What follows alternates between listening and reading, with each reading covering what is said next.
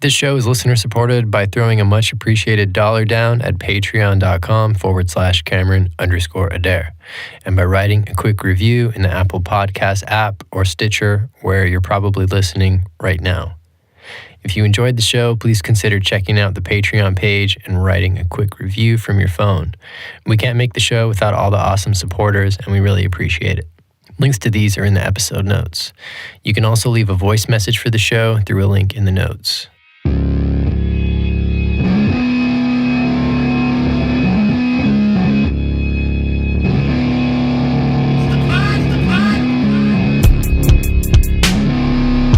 This is the Cameron Adair podcast with me, Cameron Adair. This is episode 19. Christian Berishaj is a musician. Growing up in Michigan, by his mid-20s, he had been terminated from contracts from both Atlantic Records and Universal. In 2012, he began releasing his music independently as JMSN. I've been a fan of Christian since back in 2012, when someone sent a link to one of his videos to my YouTube channel. 5 years later, last year, I played on one of his records. We met up at my studio in Echo Park. We talked about dogs, independently making and releasing podcasts and music, recording, his journey in the music industry, health, and religion. Here's Christian.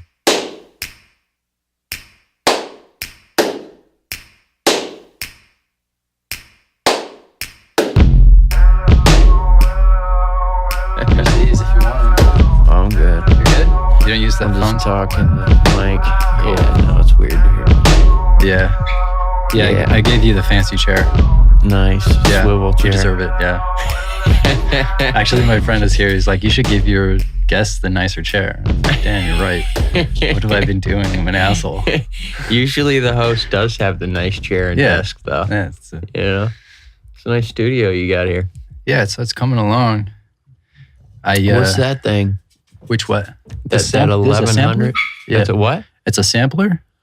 Do you put samples in it, or did it come with samples?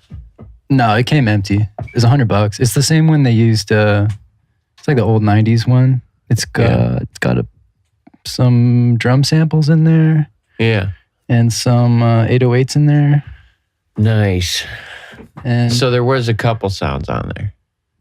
no, I made. you put them on? I put them on there. Yeah, yeah. Okay.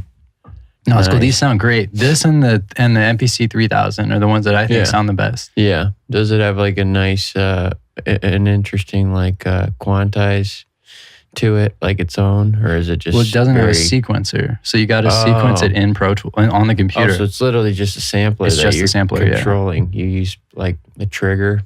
Yeah. for stuff. Yeah, Or I you just use the MIDI keyboard. Yeah, that sounds cool. It's like I feel like the MPC 3. I've owned so many Akai samplers since I was like 15. You know. Yeah. I feel like the 3000 is kind of the Dr. Dre sound. This is the downward spiral they did on these Really? 1100s. Yeah, they're supposed to be the same engine as the 3000, maybe older. I don't know. So it just has like an analog sound. $100. That's It's got an nice. analog sound. Yeah. What'd you get? A Goodwill? Reverb. Oh, Yeah. yeah. Reverb's good. I saw this Fostex 16-track mixer at the Goodwill for $40, but I was in line to get it, but I didn't get it because I started looking up on the internet while I was waiting in line, and they're like, it's not worth it because it's one of the most noisy, and like to fix it, you'd have to just buy a new one, and it's just not worth it. Yeah. Yeah. This dog's like my I know. dog going crazy. Yeah, it's because nobody's here. I should ask.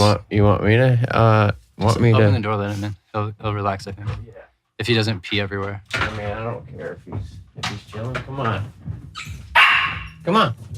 There you go. There. We're good, dog. Here, you're good. He's like about 2 in dog years, so he's What's that in human years? 4 months. 4 months. Wow, I need a puppy. Yeah. Hey, puppy. Good boy. Yeah, so he's getting into trouble now. He's like chewing everything up. Before he was really just like a sleepy baby, you know. Mm-hmm. So Yeah. yeah. What you been doing? This? Just running errands. Yeah, this. Well, I stopped for a while. I got about 4 episodes done this month, which is good. Yeah. 1 a week.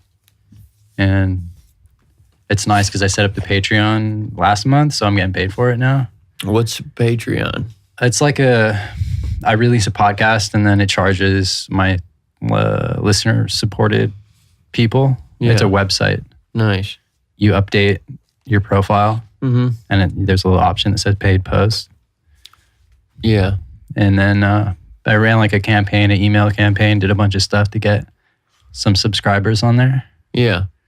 Yeah. It's just a Kickstarter kind of, only it's per release, right? Oh, really? Okay. Yeah. So you got to like release stuff to the podcast, yeah. Okay. Every time I publish one. Like I have a publisher for it. So every time you publish one, it's a Kickstarter or? No, it's a website, a tech company called Patreon. Yeah, I get that. Okay. Yeah. So then there's people that are subscribed to it. It's like a subscription service. They subscribe to Patreon? They subscribe to my podcast through your Patreon. Through Patreon. And what is Patreon doing for you? What is that? They're just collecting the money. They're just And you can't just collect the money? Well, I mean, I could pay someone to set up like some kind of payment system on my website. Well, yeah, all you got to do is like get PayPal or Shopify or one of those, right? That's a little more complicated.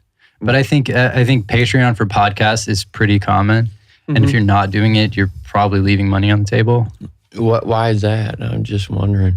Because podcasts are monetized in a way that, like, if you have a really high CPM, which is the amount of people that are listening, then you can get a big ad agency and they get big advertisers for you. Yeah. And so those ad agencies are supported by the big podcasts, right? So if you're not connected with a big ad agency like that, there's only a few options you could do. Oh, so what you're saying is Patreon gives you monetization through ads, like Facebook or something? They don't do ads. I mean, like YouTube would do? I basically run their ad by telling people to go to Patreon and sign up. Yeah, that's what I'm saying. So why are you doing that? That's what I'm saying. Like, why are you like promoting them? What are they doing for you? What are they doing that you can't do yourself is what I'm asking. Because I don't understand what the... I'm trying to find an analogy for it. It's like as though, if say you did a Kickstarter to raise money for your short film. Yeah. You call up your friends and your family and your fans and you say, hey, send me $10 in the mail. Or you go to Kickstarter and you say, sign up for my Kickstarter. That would be the only difference. So that's what they're doing for me, is they're just providing a platform. Yeah, but I'm still on this though. Why don't you just why don't they just locked pay? in, dude. You don't have a PayPal? That's free. No, I have. You know what I mean? Yeah. What? I was banned from PayPal for a little while. You're banned from PayPal for what? I sunk an account. What does that mean? You sunk an account? I owed a bunch of money on an account. Yeah. And then my eBay account got suspended. And then subsequently that PayPal account got suspended. Start over. Okay, you owed money on a PayPal account? How do you do that? Yeah, it was like negative $900 or something. How does that happen?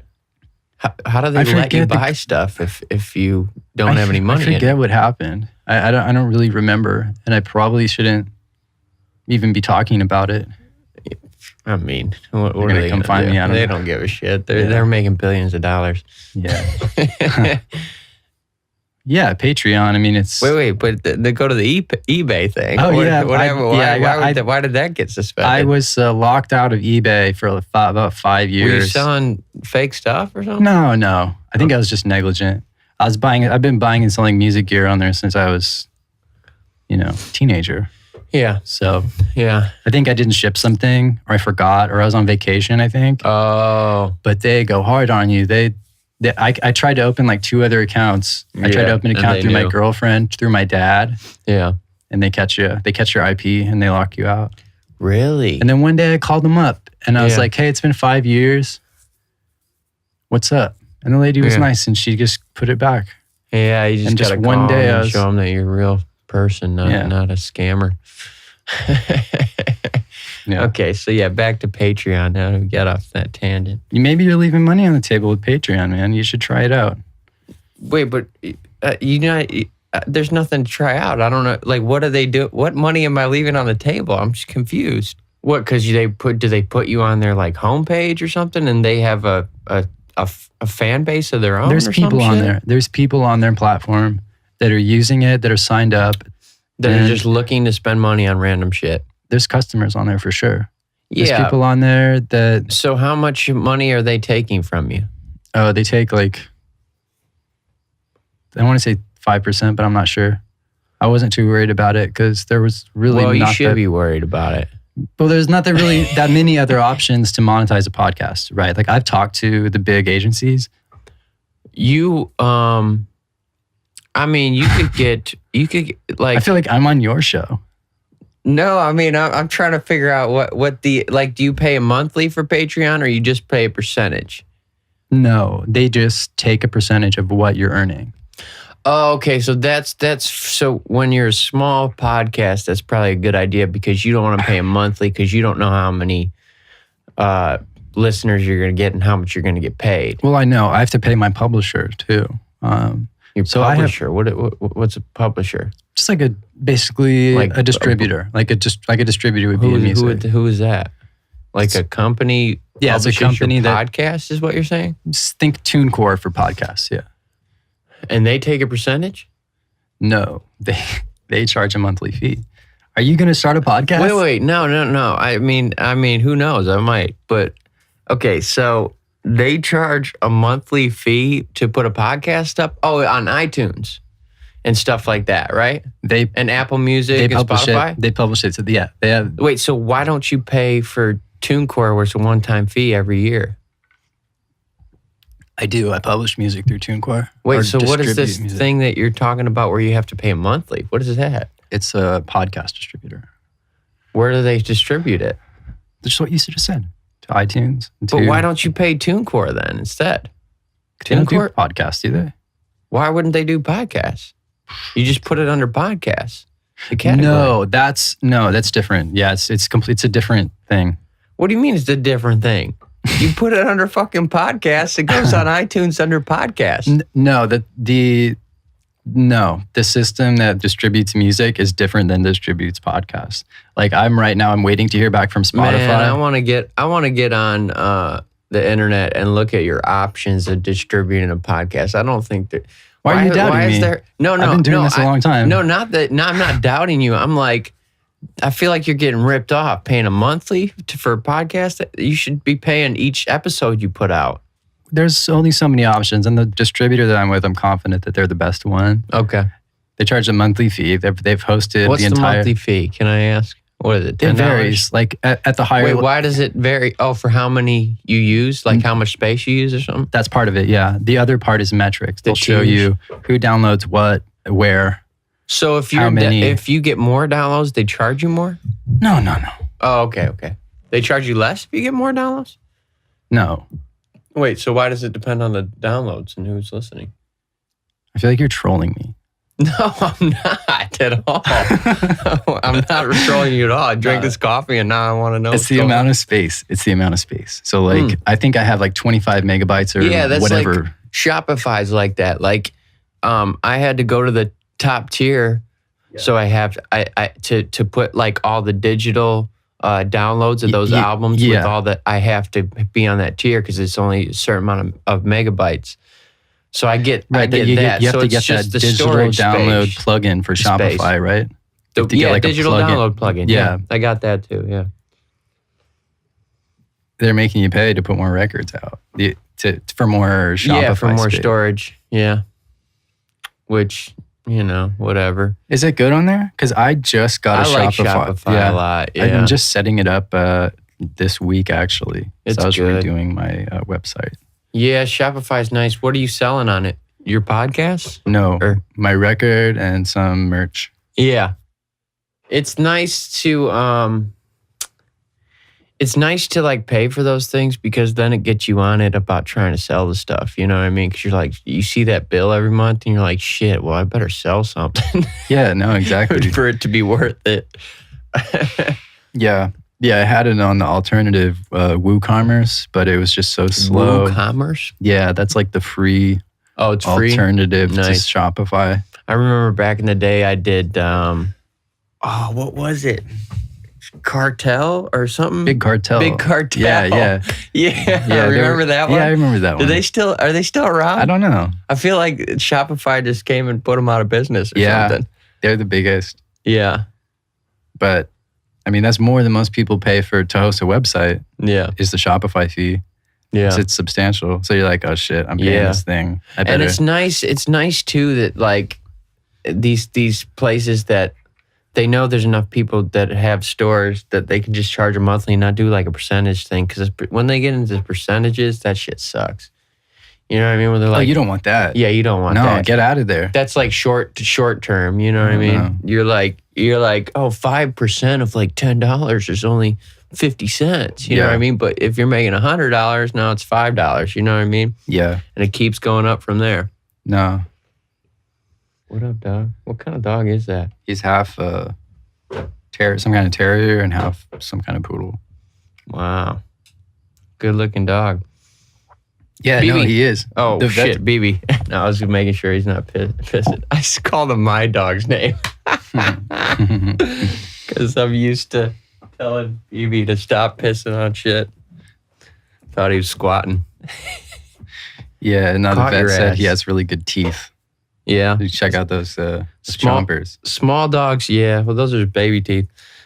Small dogs have their teeth go real bad real quick. Is this one's staying small, right? Yeah. Yeah. So you got to like take care of them. Hmm. But yeah, he'll lose these teeth. Right. That's why he's chewing on everything. Yeah, my dog, it was weird when he lost his teeth because he would be eating his own tooth and it was all bloody. And you're like, what is he chewing on? And you're like, oh God, that's his teeth that are falling out. And he's just eating them. He doesn't eat anything. He eats his own shit. Yeah. Yeah. So, yeah.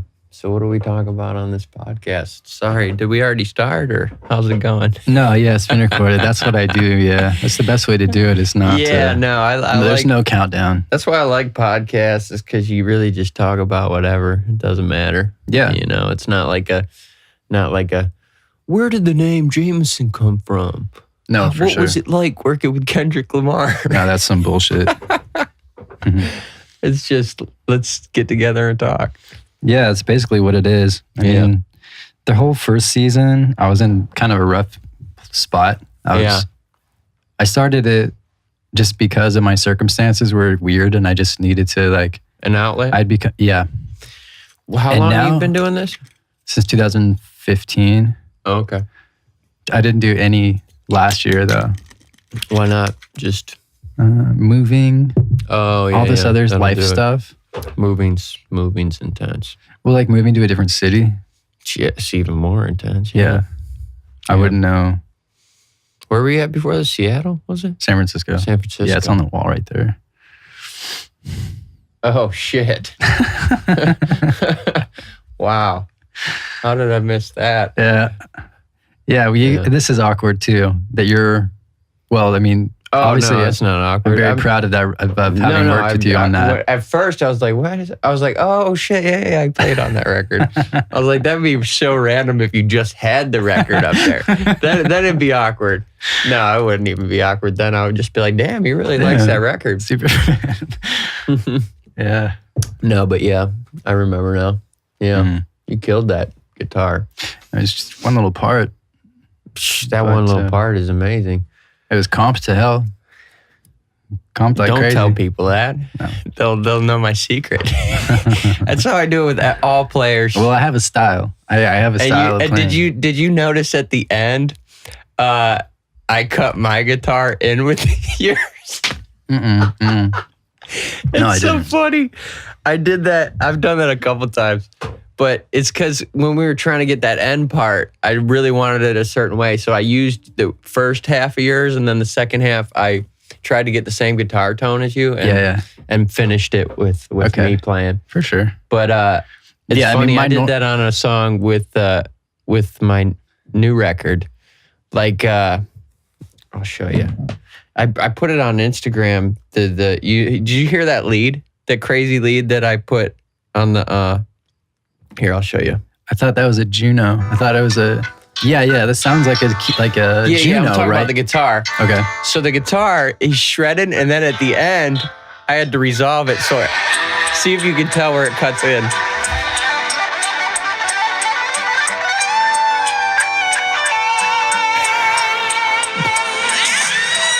Did you hear it?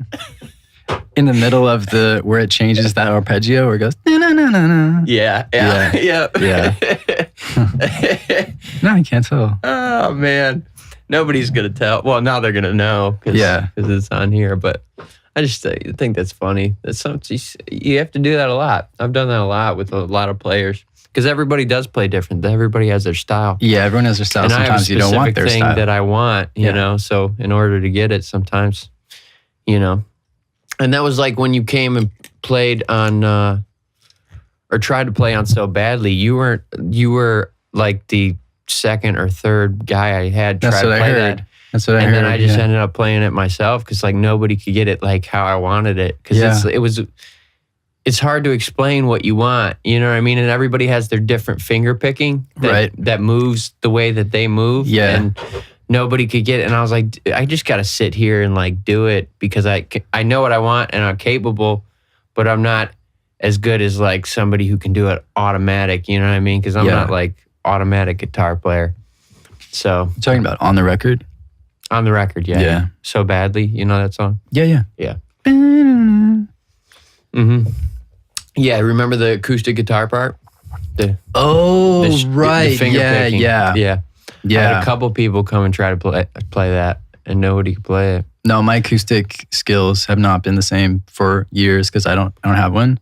Yeah, and it's really hard, like to acoustic. If you don't have a really, really nice one, you're gonna get a lot of buzzing. You're gonna get a lot of string noise. You're gonna get all that stuff. String noise doesn't bother me as much because it's kind of a rhythmic, real element when you're like. Yeah, I don't mind it so much. It's nice. It shows you, okay, this is real. Mm-hmm. But yeah, the buzzing is hard, and you want to get the right sustain on it and shit. We were sitting there for a while trying to get the sustain right. And and it sounds like an excuse, but it's not my guitar. And if it's not like, that just makes it weird for me. For sure. It's hard. I'm so particular, you know. Yeah. Oh yeah. But yeah, if you got an extra $3,000 lying around, you can get a nice one for yourself. They're running out of rosewood too.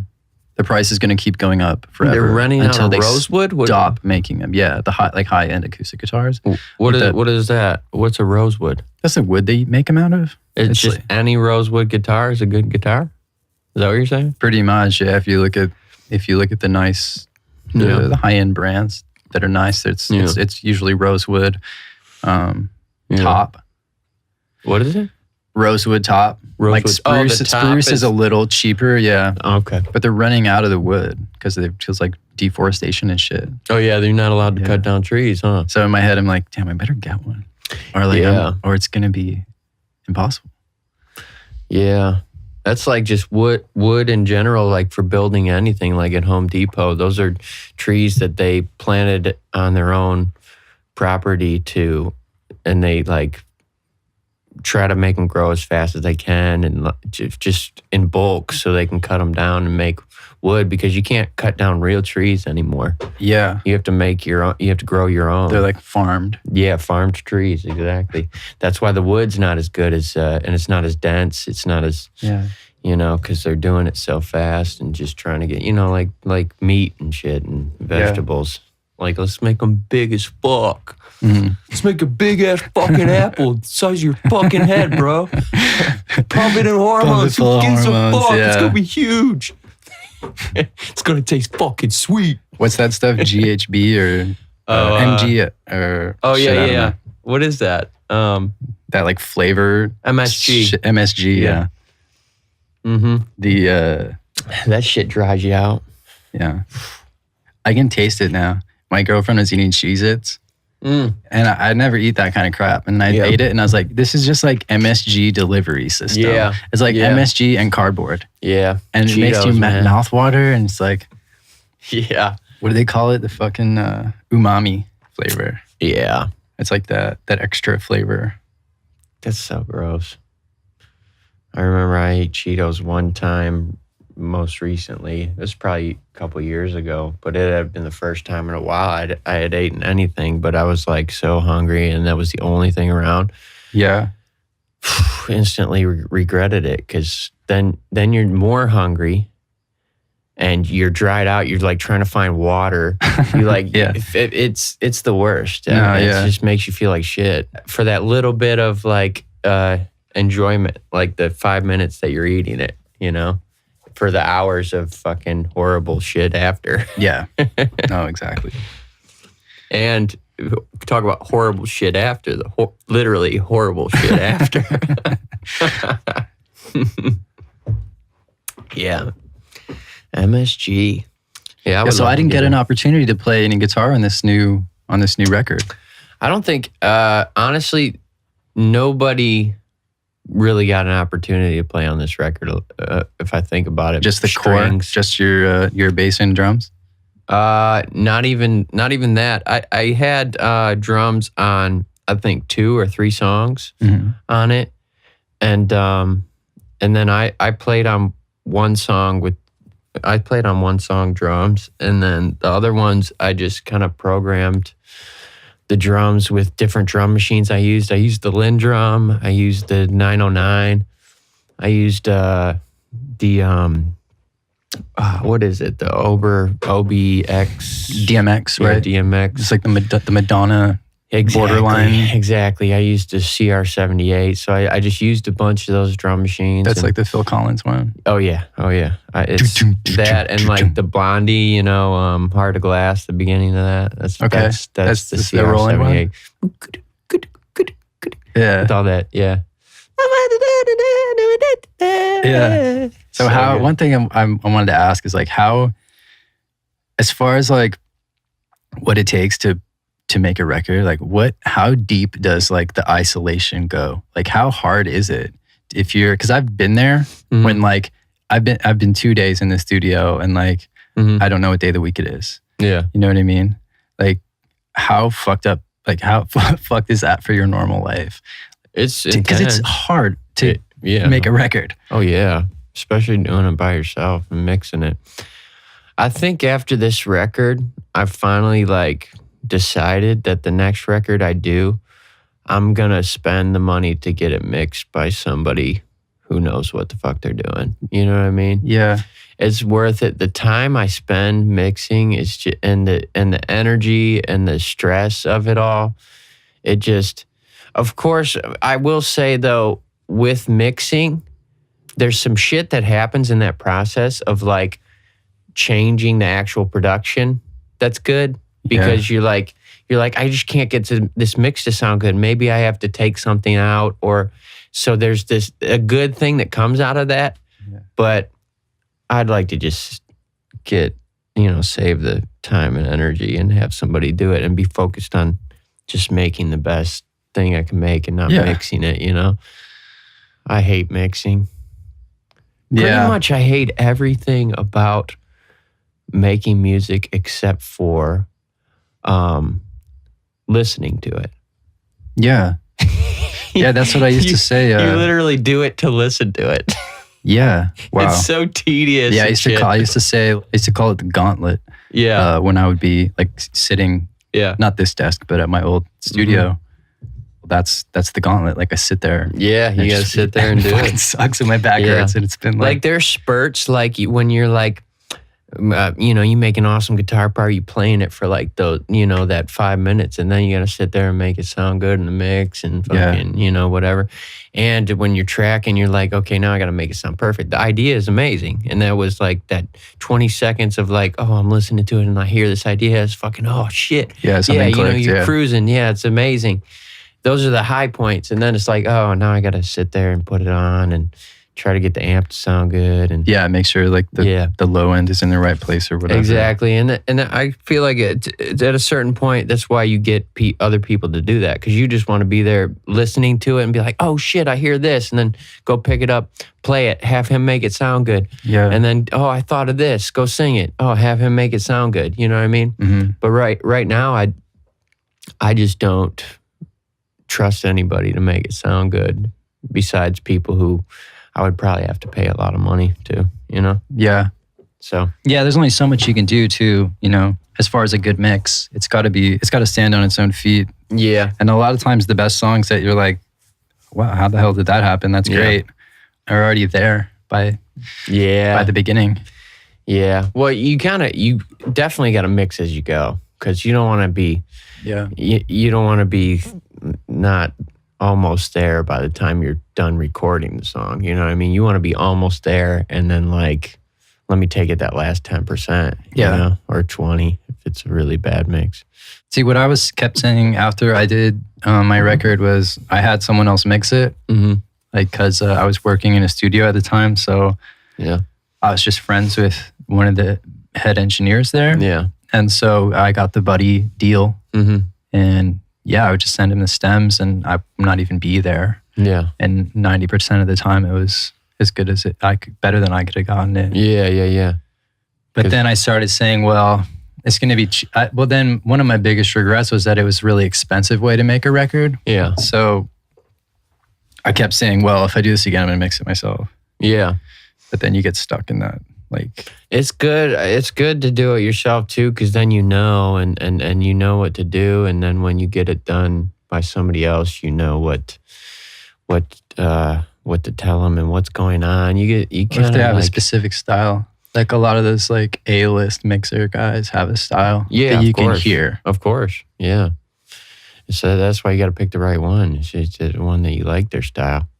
I like Chad Blake, you know who that is? No, what did he? He did some of the old 80s Tom Waits records. Yeah. And he did his most recent big records are the Black Keys Brothers and the Arctic Monkeys record.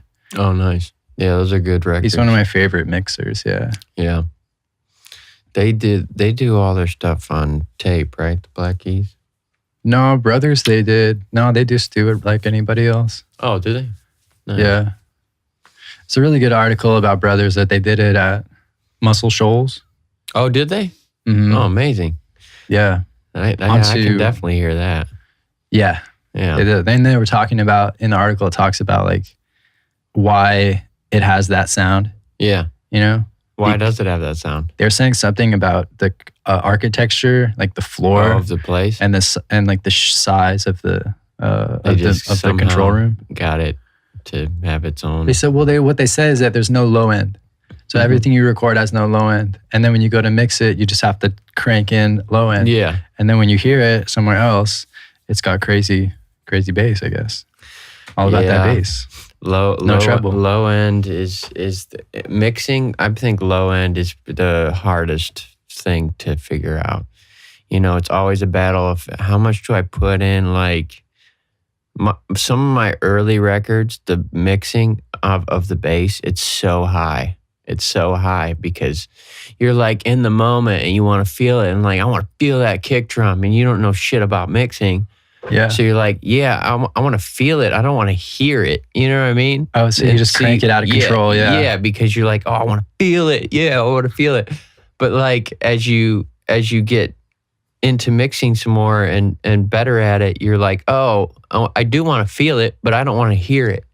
You know what I mean? Certain songs you do want to hear it, Yeah.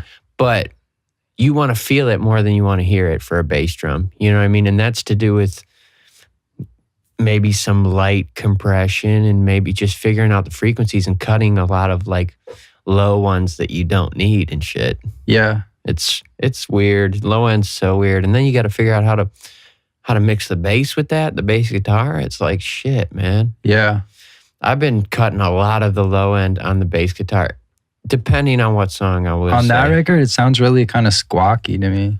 What's squawky? What's that mean? I don't know. So that's what happens when you start talking about mixing is you use words that don't mean anything. But what, like, explain squawky the sound. What is it like? Like a the wah? bass sounds like it's Like it's got a wah on it or something?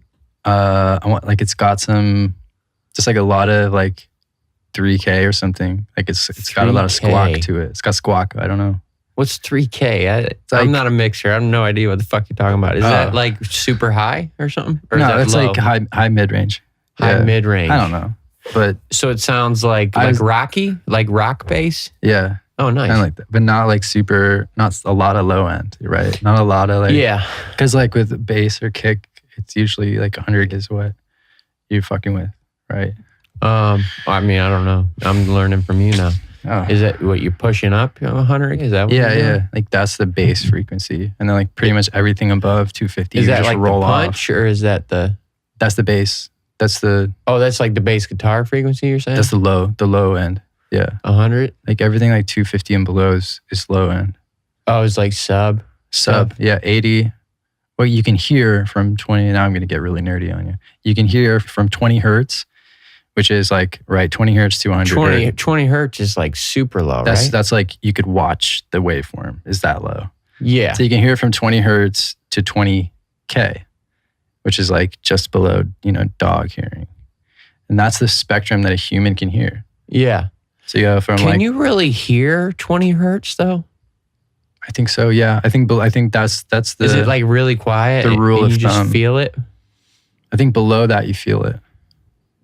Is there even I don't know. below that? I'm not going to say I know. I'm going to sound real stupid. No. I mean, I'm just like, I'm trying to think of like, I guess you would hear it. Like if you have a sub and you put 20 hertz, you're going to hear it. It's just going to be really, really low. Do you put deadlines on yourself? I need to do a song every 2 weeks.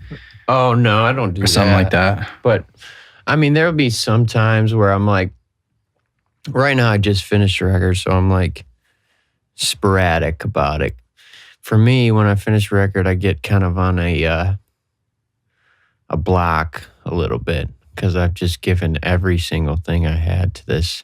Yeah. And I'm just exhausted. I've exhausted all of my energy on this one thing. You used up every trick. Yeah, every trick in your book. Yeah, exactly. So you got to kind of refresh. And you have to, for me, I have to like plan the next attack. Like, what do I want to do with this next one? You know what I mean? What am I trying to say? What do I want it to sound like? What's going to make me feel, so I have to figure that out before I start really otherwise you'll have no direction. Exactly. You need to know what you're doing before. Yeah, for sure. Because, I mean, I could sit all day and just like every day, just like, let's just make a song. Who knows? I'll probably end up making like some random shit every day that no song sounds the same. Yeah. And it's like, that's good for practice, for sure. But I think it's better to practice like a focused practice, So. Yeah. A lot of times I won't want to work on anything. And I'll just screw around until I start feeling like it. Or until something happens like, oh yeah, that's why I like doing this, Yeah.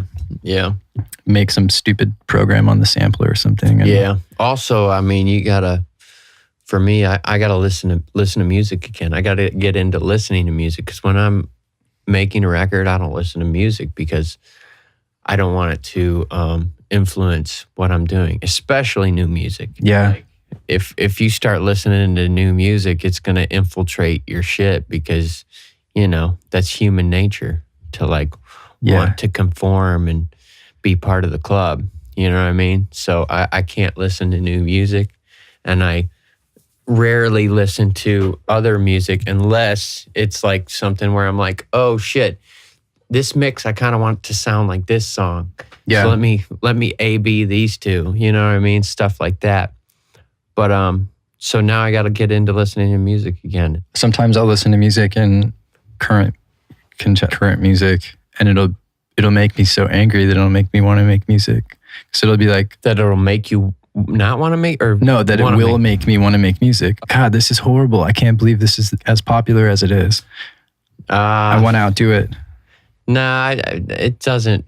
It doesn't ever inspire me to make music to like. I don't know.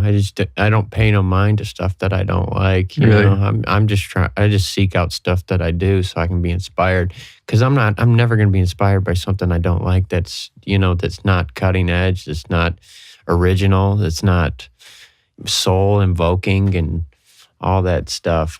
I need that to even be inspired. I'm never going to be inspired by, let me show you guys how it's really done. That's not, because it's about the music, you know what I mean? It's it's not about my ego. It's about just I want to feel something, you know? Yeah. So if music's good and makes me feel something, it's going to inspire me to, maybe I want to feel that feeling again. So how do I feel that? How do I get that feeling? How do I translate this into that feeling? You know, how do I make another song like this? How they made me feel with this one? How do I do that my way to make somebody else feel this way? And then when you do it, it's the best feeling. Mm-hmm. Yeah. Yeah. It's like landing a trick if you're skateboarding. It's like landing the trick. You're so right. Yeah. It's the best feeling. It is. It is the best feeling because you work it so hard. You keep doing it. And then all of a sudden you land it and you're like, you kind of don't even know what happened. You blanked out and you landed, and all of a sudden you landed it and you're like, what? Like, I've been working so hard. What did I do different? Yeah. Yeah. That's so true. Skateboarding. Exactly. Wow. I see that. It's on Instagram because the skateboarding exists so much on Instagram now that Does it? whenever I look at my Instagram, it's always something. But my favorite thing now is that after every trick, it's like all the bros come running up and there's like a huge like hugging. There's hugging. Oh, yeah. It's like, oh! yeah, They do every that. time. It's my favorite thing. It's amazing. It's a hugging. That's amazing. Complete elation. Yeah. I think about that. That's good. So Yeah. the deadlines are really just like have the mixes done by this time next year or something. Deadlines for me is like, I'll want to like get a couple songs done before I leave for tour. That's a deadline. I want to have the direction of what I'm going to do when I get done with the tour. You know what I mean? I want to know what I'm going to hit the ground running, working on when I get done with this tour. That's a deadline right now, as in from the infancy. Like I just finished a record, so we're starting over. So the infancy, the fetus of it is, let me figure out the foundation of what I do or what I want to do. So if I can figure that out and just start even a little bit before I leave on tour, because when I leave on tour, nothing's going to get done creatively. Just, I'm going to be playing live and that's it. But the deadline is to get some kind of foundation to build off of when I get back and I take in all of that influence that I had, and then, deadline after that is like, let me, make as many songs as I can. And then, you see what kind of shows come in and that kind of drives you throughout the next year. Mm-hmm. And then as that winds down, you kind of get with your booking agent and be like, okay, what do we want to do next as far as touring? And they're like, it's probably best if we do a tour at this point. So, okay, well then I have to get I have to get this record done before then. Mm. And that's your deadline. Yeah. Yeah, so it's a cycle. I wasn't gonna do touring this year, but then my booking agent convinced me to. It seems obvious why they would do that, right? But it's not their job. Well, yeah, true, but they it wasn't like a convincing of like, it was genuine. Why didn't you want to tour? Because I just wanted to kind of build creatively. And now I'm kind of glad that I decided to do the touring because now that I finished the record, I'm like, damn, I just want to do something different. I want to get out on the road and like play shows. Yeah. So it's like, I said I don't want to tour after like the year and a half that you spent touring before. Yeah, you know what I mean? So it's like, you got to remember that shit when you're saying stuff, that it's going to change in a little bit. So never say never. Are you just taking the 3-piece out or are you doing more people? 3-piece, yeah. 3-piece for these. And then, as the shows get bigger, I'll start taking out more people. It's a lot of work to teach people the songs and it's a lot of money to take that many people out. It's an extra hotel room. It's an extra... all that stuff. No, totally, yeah. Like each record is probably about a year, right? Like this one, you had started the same songs back like a year ago. Yeah, this is yeah, it's been a little over a year. It's probably about a year and a half now. You bought that place in the Valley? What place? You own it? Your studio / house? Are you or yeah. Oh yeah? Yeah, I did. Yeah, sorry. Do you know No, what? it's just weird to like, you know.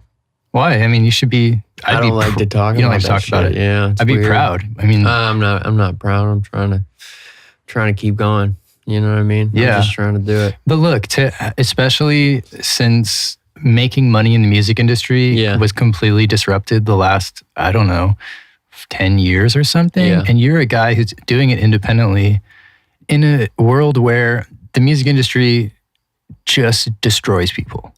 You know what I mean? You know, I feel like that was this myth that the machine made up so people would still sign record deals and shit.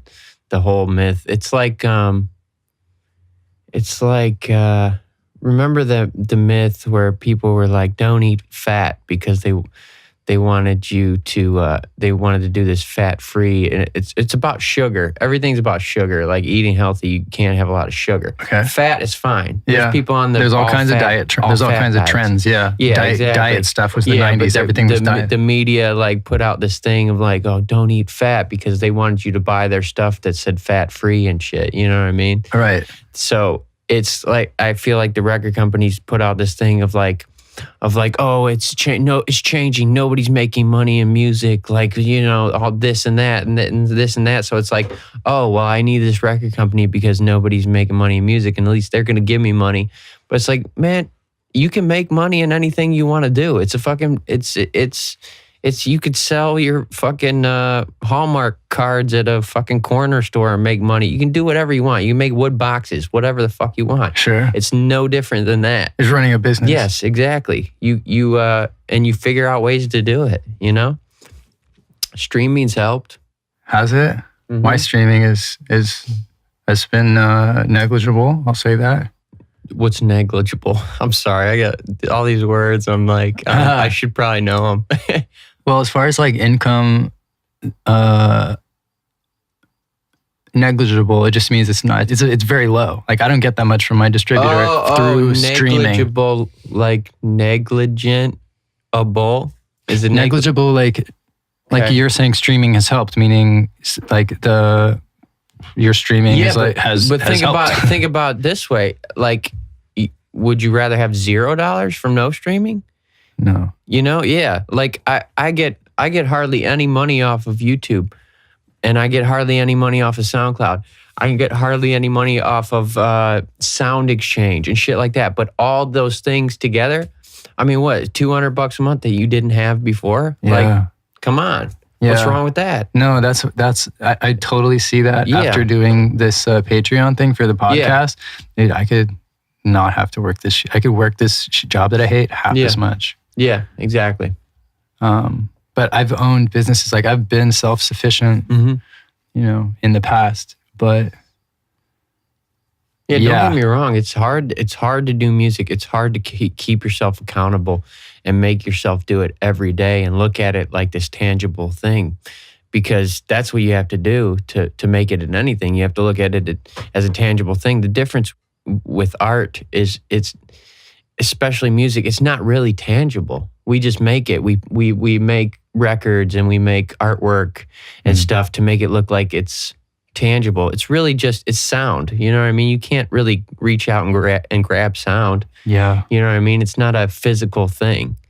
Right. But we make it into these tangible products with pictures and stuff like that.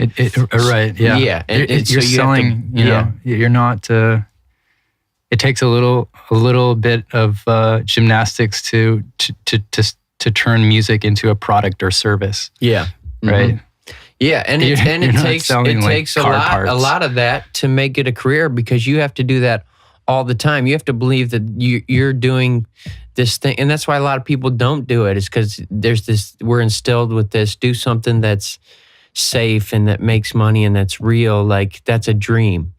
like making music. That's a dream. You're dreaming. Like that's not real. You can't really do that, but you can. You just have to believe that you can every day and pursue it like you were meant to do it. And it's easier for others than it is for some people, but you know, it's a daily battle, you know, to get inspired to do it every day.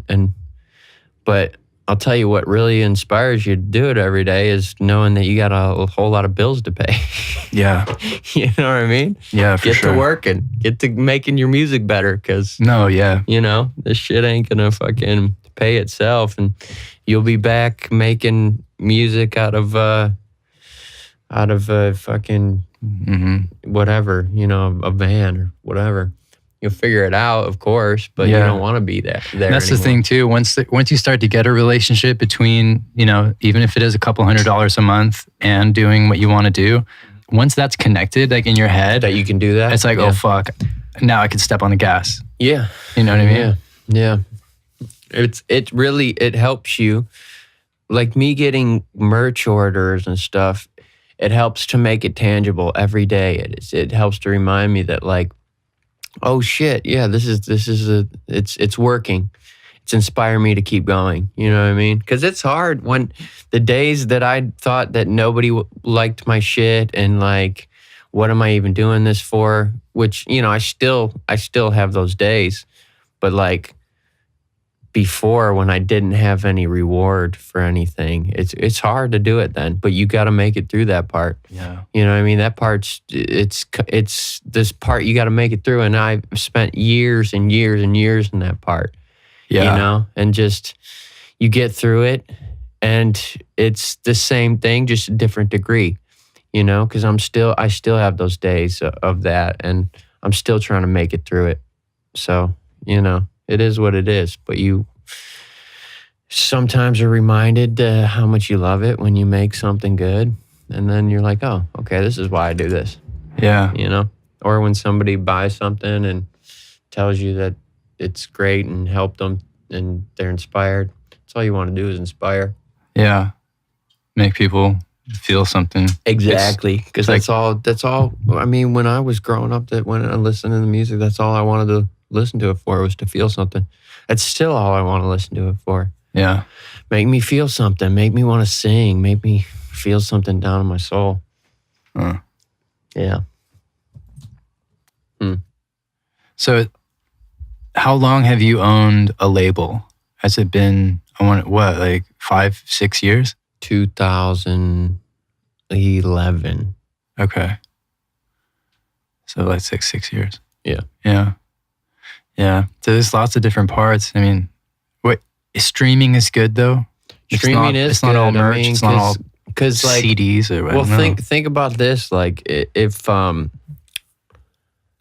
like back when people were just stealing music, like Napster and whatever, you would make $0. Now it's easier to like, yeah, you're making 0.00006 cents, but like at least you're making that and they're not just stealing it. Nobody steals music anymore because they can stream it. Mm-hmm. And that's monetized. Right. You know what I mean? And the real fans are still buying CDs. They'll still buy on iTunes. Mm-hmm. You know, they'll still buy merch and shit. Mm-hmm. But it's nice to have the extra income of the streaming, because before it was just, say, let me get on Pirate Bay or LimeWire or Napster or whatever and just steal this record, and the artist never sees a penny of that. Yeah, that's what it was. You know, for a long streaming time. kind of helped that epidemic. So now you don't want to have those files on your computer. It's so much easier to go to Spotify or go to Apple Music. You pay your $10 and just, a month. Pay $10 a month and fucking just listen to whatever the fuck you want. Yeah. Some stuff isn't on there though. Yeah, some stuff. Like I'll go to I know Bob Seger wasn't for a while, but he just put his stuff on there. So that was a while. And the Jamiroquai, the good album, wasn't on there. Yeah, there's like little random things that I'm trying to go back and find that it's not on there. Yeah. Those are the only albums that I'll have on my phone. Those Swedish guys at Spotify. I mean, for a while, I don't know if it's still a thing, but there was a complaint where there was like that band Wolfpack that released a silent album, Mhm. and then they had all their fans stream it While they were sleeping. while they were sleeping. Yeah, because it was like some kind of protest to the way that the payment system on Spotify is worked out. Yeah. Because you have to be like, the more plays you have, the more you make per play or something like that. Oh, for real. So it's like a, you know, That's funny that they took that down. And that's amazing that worked. yeah. That's amazing. They trolled them. They like hacked them. Yeah. Yeah. I don't know. That's if it's funny. still The a thing. people, there's things out there now that people are hacking. They're doing the pay for plays thing on Spotify now too. There's this. I've been approached several times to get that done. Yeah. And like You can pay for anything. Yeah, it's crazy. It's crazy to like see that happening, and like happening with bigger artists even too. It's trippy. Like they'll show you their client list, and you're like, what the fuck? Mhm. That's crazy. Wow. These people are paying for plays. Like I was talking to Adam about it, Yeah. and honestly, if you think that stuff doesn't happen, you are naive. Yeah. Like what? Yeah. Of course, that's how it They works. hit up Adam about that. That's crazy. Yeah, that's how it works. Like, Yeah. it's considered a marketing budget. It's like a big label doesn't See, think. and like I'm thinking the whole time though, that's a scam. That's fraud. Like you could actually get in trouble for that. Like I guess it is. Yeah. Like you could go to jail for that shit. That's fraud. You're fraudulent. You're frauding them out of money. Wow. Like that's why I want to know part of that. Like just like I pay my taxes. I'm not trying to go fucking down for any bullshit like that. Yeah. Any white collar bullshit. Fuck that. Wow. You know what I didn't think 'Cause about it that way. Oh, it's complete fraud. You're like stealing money from them Yeah. completely. They're taking money from Spotify to put it in your pocket, and you're getting these. I mean, that's crazy. Well, you would think that Because they have to pay we should probably change this for your songs to be played, and you're paying these people to give you those plays, Yeah. and Spotify's paying you. They gotta for pay those you, plays. yeah. So you're literally stealing money. Yeah. I don't know if it works. I mean, maybe it evens out. Say you pay for whatever plays, and then you get paid for those plays. Are you in the red or are you in the black? No, yeah, it evens out. But the thing is, Spotify is or whoever the company is losing that money. yeah, You're stealing that money from them. Right. Whether you stole it to pay the people who gave you those plays or whatever, Yeah. that money is being stolen. Okay. Not saying that Spotify needs the money or whatever, but I'm just saying that's fucking fraud. Yeah. Well, maybe I'm cynical, but I guess, it's definitely not best practices, but you that's just the way the industry works. I mean, especially the music paying for industry. stuff. and Yeah. stuff. Yeah. See, that's Anything you can that's imagine. That's a different monster though, because like I get like paying for like ads and stuff like that, and paying for radio play and stuff. But like the thing is, you're paying like if you were paying Spotify for the plays, then I'd be like, oh, okay, that's not fraud because they're gonna have They're to pay in for on you. it. They have to pay you to play those songs, and you just paid them to play the songs. Yeah. It's evening out. But like you're paying somebody to fraudulently give you plays and take money out of somebody else's pocket. That's a different monster, I think. You'd probably need a lawyer to navigate that stuff, because there's all kinds of stuff like that. There's a company that you can hire that has been hired for like presidential campaigns that is just crowds of people. They're based in LA. Yeah.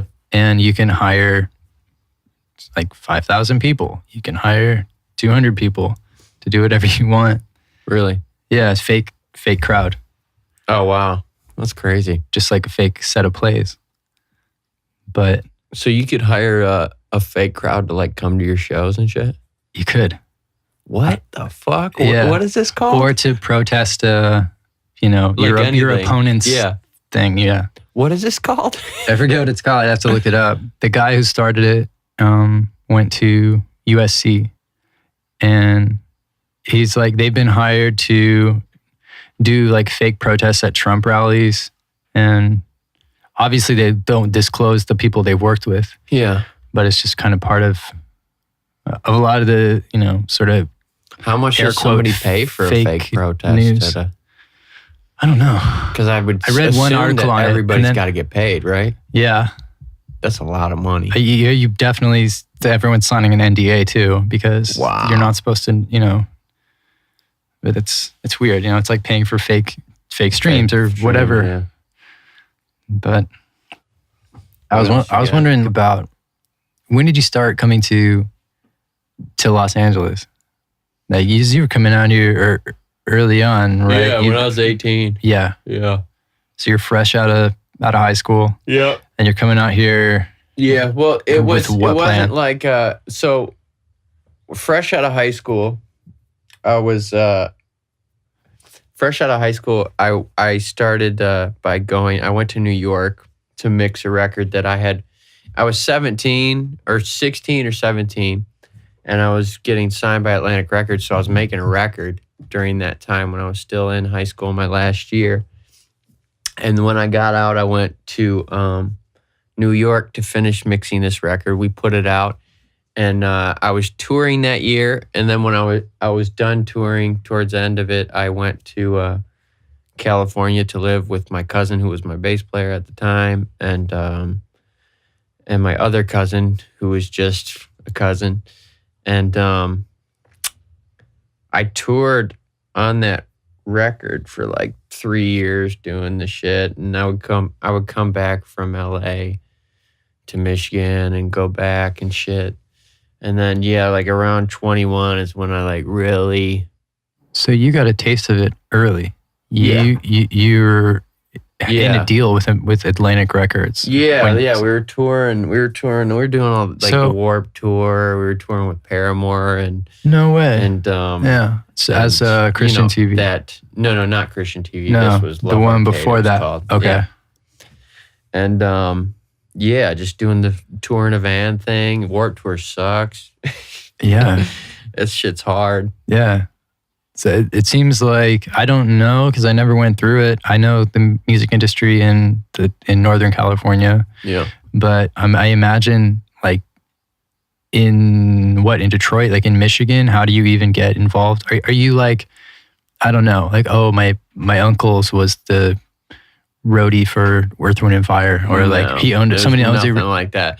Literally, it's like when I was 12. I like got a guitar. I was making shit, and then like 13 or 14, I would have shows in my garage. We would open the garage door, and we had like chairs. I have a picture on my computer. I was gonna send it on my phone. I would show you. It's amazing. It's the three of us playing in the garage. We're inside the garage, and then outside we have like lawn chairs and like people sitting there. Oh, This is shit. when I was fucking 14 years old. So I started doing that, and then none of the venues in Michigan would let us play at their thing. So what I started doing was I would find abandoned buildings, and we would have shows in there, and we would ticket them ourselves. We would print out the tickets and sell them at school and whatever. And we would have these shows in these like abandoned buildings, and like I spray painted a banner with the name DIY of the shows. band. Yeah. And I would do crazy stuff at those shows of like I had projections and like, just doing all kinds of weird shit, being Wow. a kid and like trying to do that. So Atlantic Records came to one of those shows that I did in this, it was called The Candle Shop, because it used to be a candle shop. It was abandoned candle That shop. sounds like the perfect name for a Yeah. DIY venue. Yeah. and We it's had 'cause- one called the Outhouse in Right. in Yeah. San Jose. They always have those There's some- names, yeah. right? Or But, yeah. So I made a music video of us doing all this stuff and me just going crazy, and put it on MySpace. And then Going crazy. What is that? I was just, dancing, and Showmanship. whatever, just doing dumb shit. All right. But I put it on MySpace, and then after that, Atlantic Records came to one of the shows that we did in the candle shop, and they were like, "Oh, we want to re-put out this thing that you did on MySpace. It's doing well, and let's put it out the right way." And so I signed that deal. It was for for $20,000, which I thought was so much money. That was your advance? Yeah, but try to make that last for 3 years, you know what I mean?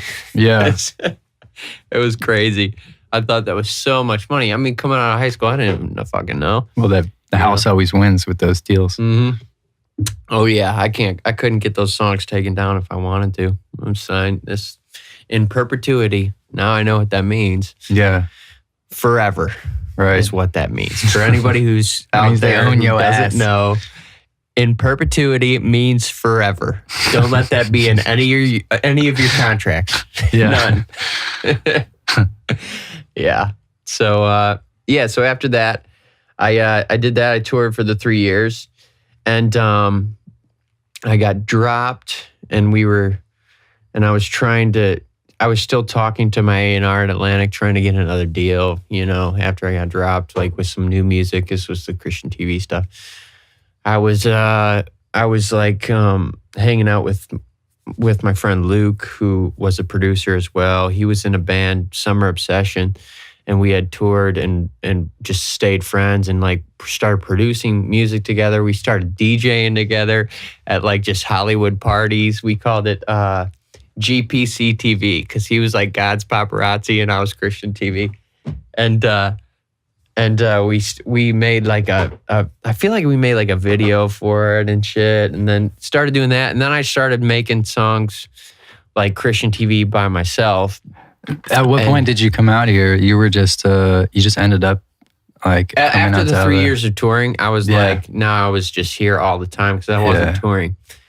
So at 21, I was just out here all the time, and so I was doing all that, just trying to get a deal, and like living in the studio, living in like not even my studio. I was staying in Luke's studio, and I was staying on friends' couches and shit like that, and finally, I don't know how, just being around and like, cause he worked at a studio, he had a publishing deal. So I was just always around.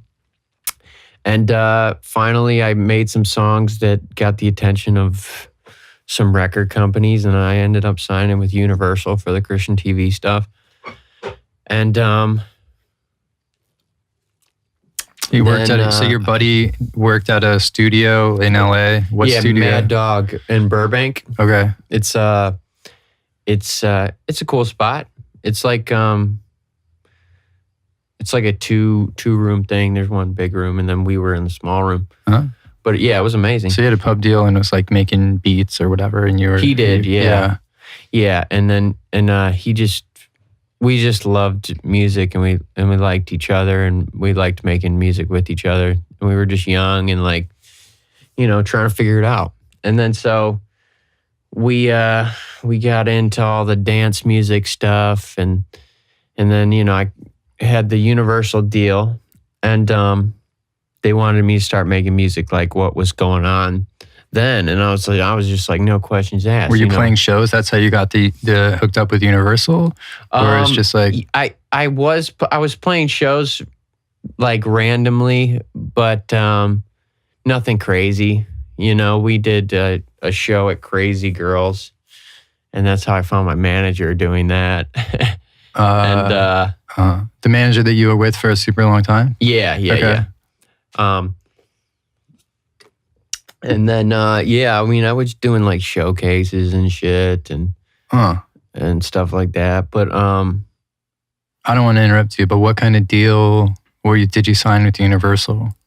Like, were they like a couple albums for a contract? That was a lot more money. That I think I had a lyric about that on It Is, was the if somebody gave you $250,000, you'd be feeling yourself too. Okay, yeah. So it was a bigger deal. I listened to that song. And I was still young as fuck, so not knowing how it all worked, I blew that money. Yeah.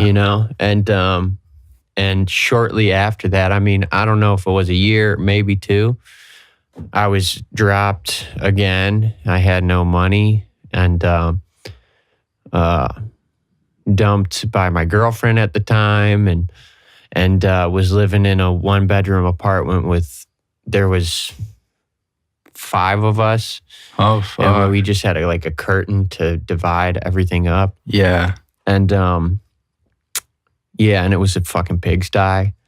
And that was like the turning point for me. And I was like, wow, I'm not doing what I love.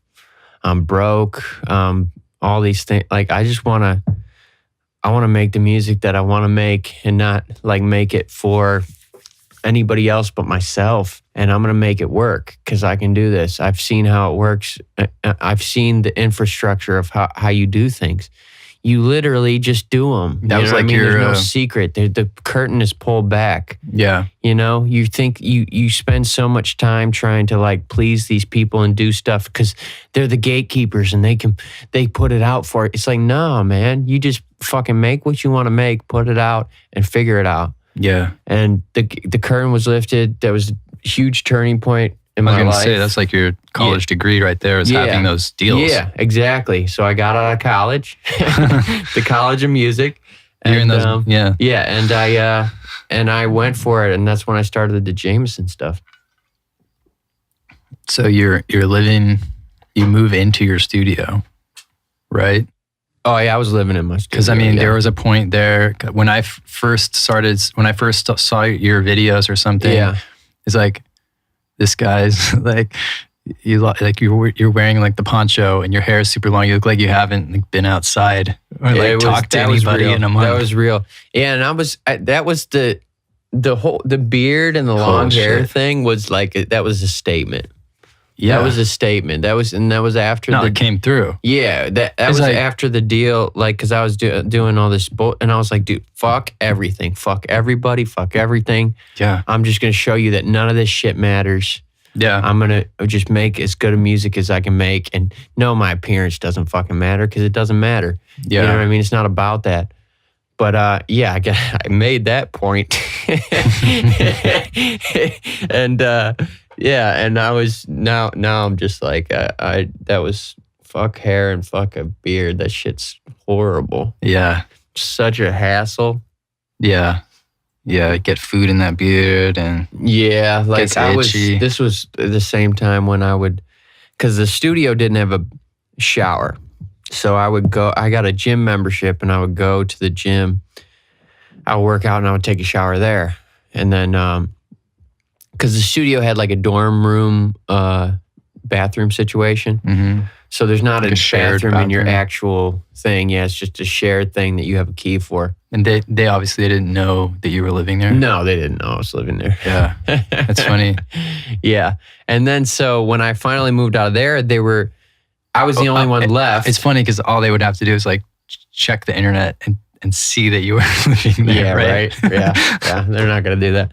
But no, yeah. When I was left, I got kicked out because they were gutting the building and redoing it, and I was the only person left in there. But that was good. It got me out of that place and made me take the leap of faith of like, okay, I'm gonna go for it and spend money on real rent now. And that was about the time of the Blue album. So that was when I finally moved out of the studio, the Blue album. Only what, like 4 years ago, maybe? Yeah, 2014. Yeah, less than 4 years ago. Yeah, so I finally moved out of the studio and got a place. Yeah, that's crazy. So yeah, I was roughing it for a while, but even then, it's funny. When I first moved into the place, I'm like, I'm gonna figure it out. And I got a friend that was staying with me, and I could. Well, I guess I probably couldn't get in trouble for this, but so to pay my rent, I didn't have money to pay my rent like the first couple months. So what I would do is I would buy my own merch through my credit card. So I would use my credit card. It's kind of like taking a cash advance on your credit card. Yeah. I would use my credit card, buy a bunch of merch from my merch store. That money would go into my PayPal and it would be money that I could use. You see Wow. what I'm saying? No, yeah. Yeah. Yeah, it's a cheap cash advance. And that's how I would pay my rent the first couple months. Wow. Oh my God. Mm-hmm. And it was funny because I would always think I was going to get caught because they're like, this is a big order, so it has to go through a process of getting like go through to make sure it's not fraudulent. Yeah. And so, but it worked. It worked the first couple months, and then after that, I figured it out. And this was also the Blue Album was under your own name. What? How do you do it without your name showing up on it? I mean, they don't know. They just see the store name, what you're buying it for. Yeah. The JMSN store. My name's Christian. Yeah. Yeah. But the Blue Album was a turning point as well, because I had just got rid of my manager that was with me for a long time there, and I had just moved into a new place. I was kind of just starting over, you know, and that's when I did all the VHS shit, because I had shot a video for Street Sweeper, the first song that we put out, with a nice camera, and it turned out horrible, and I wasted all that money. So I was like, shit. I was so depressed. I was like, what the fuck am I to do? You rented like a cinema, like a Red or something? Yeah, like a Red, got all the lights, all that shit. And spent the only money I had on that. Oh, fuck. And yeah, I probably definitely cried after when it didn't come out. And then, so I got on the internet and got a $10 VHS camera. And I was like, I'm going to shoot a fucking video for every song and just do it like this. Fuck it. Who cares? Yeah. And I mean, some of those videos are the best videos today of mine. You know what I mean? And it takes confidence to do that. Yeah. And I just went for it. And yeah. And then slowly started to, I guess, get into it for it. And now I bought a house.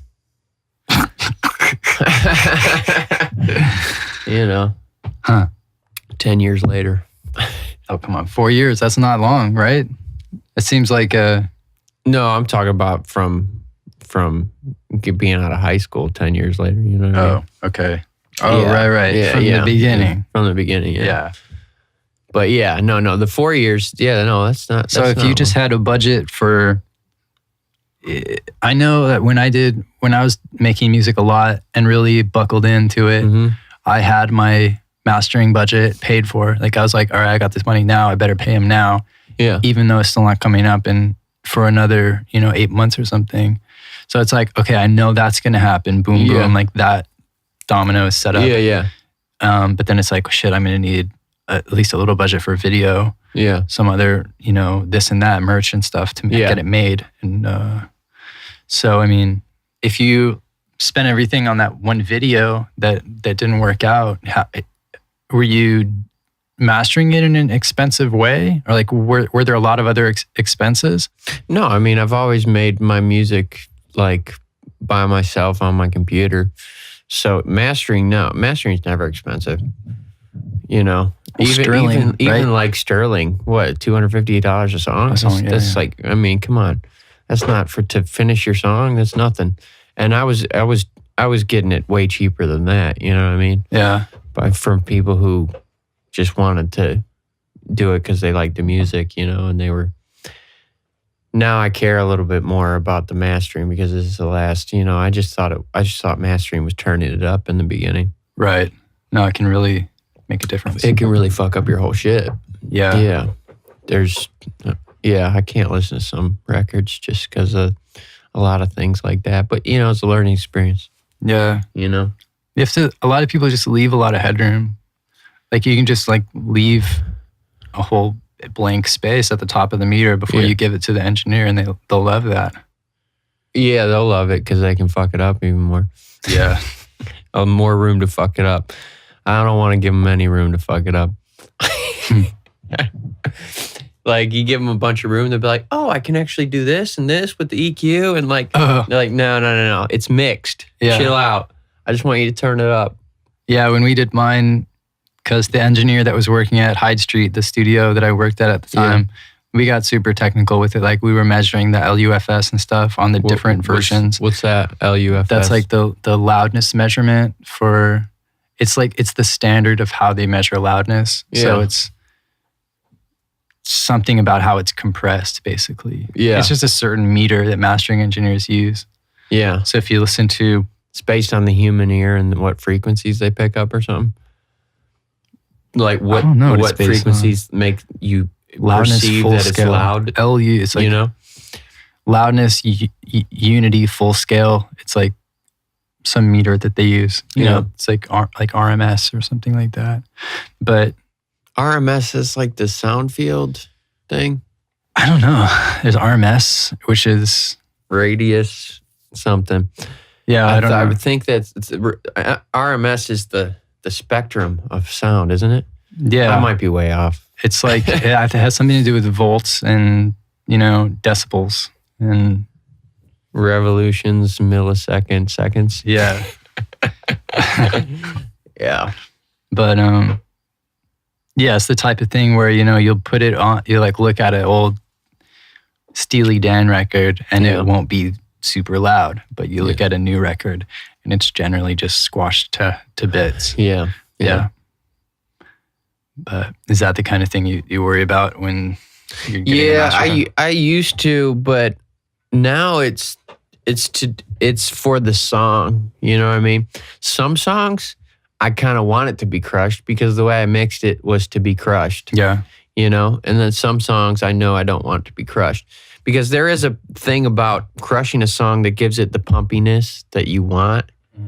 Sometimes, but there's also some songs that you don't want that. You just want. I don't tell them to push it as hard as they can. I just tell them to make it get as much volume as you can to compete. So when after just saying fuck everything and sleeping on the floor, did things start to pick up? Like where you're like, all right, I can stop worrying a little bit now. I can get an apartment. I still worry. Yeah. It's just. But I mean, I didn't buy a house cash. You know what I mean? I used the Obama's first time buyer 3% down thing. You know what I mean? It's It's definitely not cash. You know what I mean? I wish. But I mean, most people. But look at it this way. I mean, forget music. Like you own your own business, and you still need 30% to buy real estate, right? So it's like. No. You don't need. No, that's what I'm saying. First time buyers 3%. Oh, okay. It's a Fannie Mae loan. It's a first time buyer. It's like a government backed loan. So you're insured by the government. So if you fault on that loan, they insure it. And it's the thing that Obama passed when he was in office. I'm pretty sure he passed it. I always say that he passed it, but it was first time buyers thing that they did through the Fannie Mae. So I've heard that once before. They have median house prices. If you go above that, you can't get it. You know what I mean? So like the median house price for California was like $650,000 or something. But in Michigan, it's like $250. You know what I mean? It depends on what area you're in and what county and all that. But and if you go above that, then you can't get that kind of loan. They don't back it. So you don't need. You don't need 30% down. No. And you gotta have good credit and all that stuff. Yeah. Cool. Yeah, but So, what were we talking about? Before we got into mortgages? Oh no, I asked you like how soon after the, I don't know, what do you call it? Do you have a name for that point in your life where you were like, the beard and the hair and shit? You're like, the dark night of the soul. Man, it's the quarter life crisis is what I call it. Saturn's return maybe. I feel like you could probably write a manual on how to do music. Man, I don't know shit. Everybody's got their own journey. You're being modest, dude. No. It's just, I mean, I could write a manual on my experience, and I do feel like there's one thing that I do believe is that everything works the same. It's all parallel. I mean, it's all the same shit.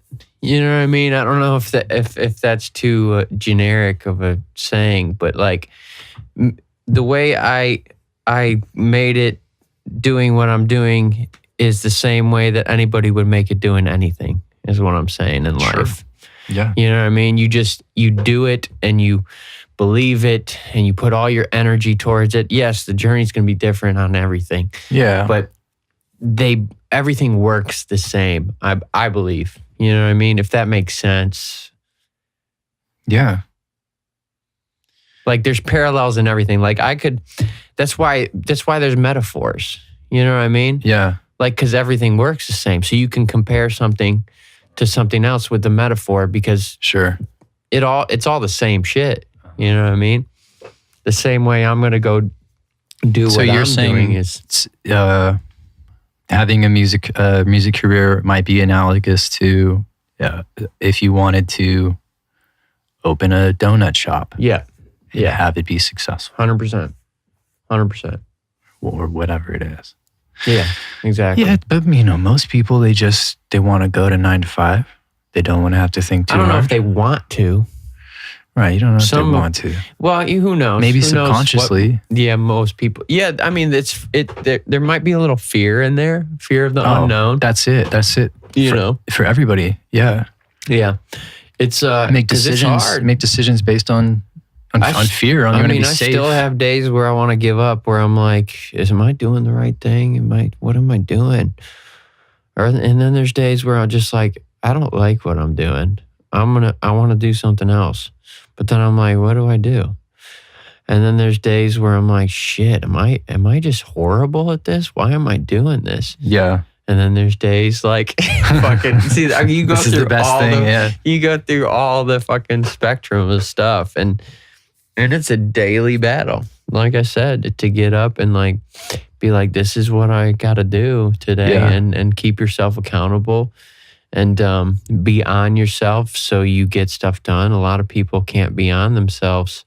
They need somebody to keep them accountable. You know what I mean? Like, I like to be on time for stuff. And like, nobody's going to like make you be on time for stuff no matter how important it is. You're going to decide what's important. So if you're late for like bullshit, then you're going to be late for the serious stuff. It doesn't matter. That's just how you're going to carry yourself and shit. You know what I mean? Nobody can hold you accountable and make you do something. Yeah. If you don't want to do it yourself. But I've heard from more than one place that you are a hard worker.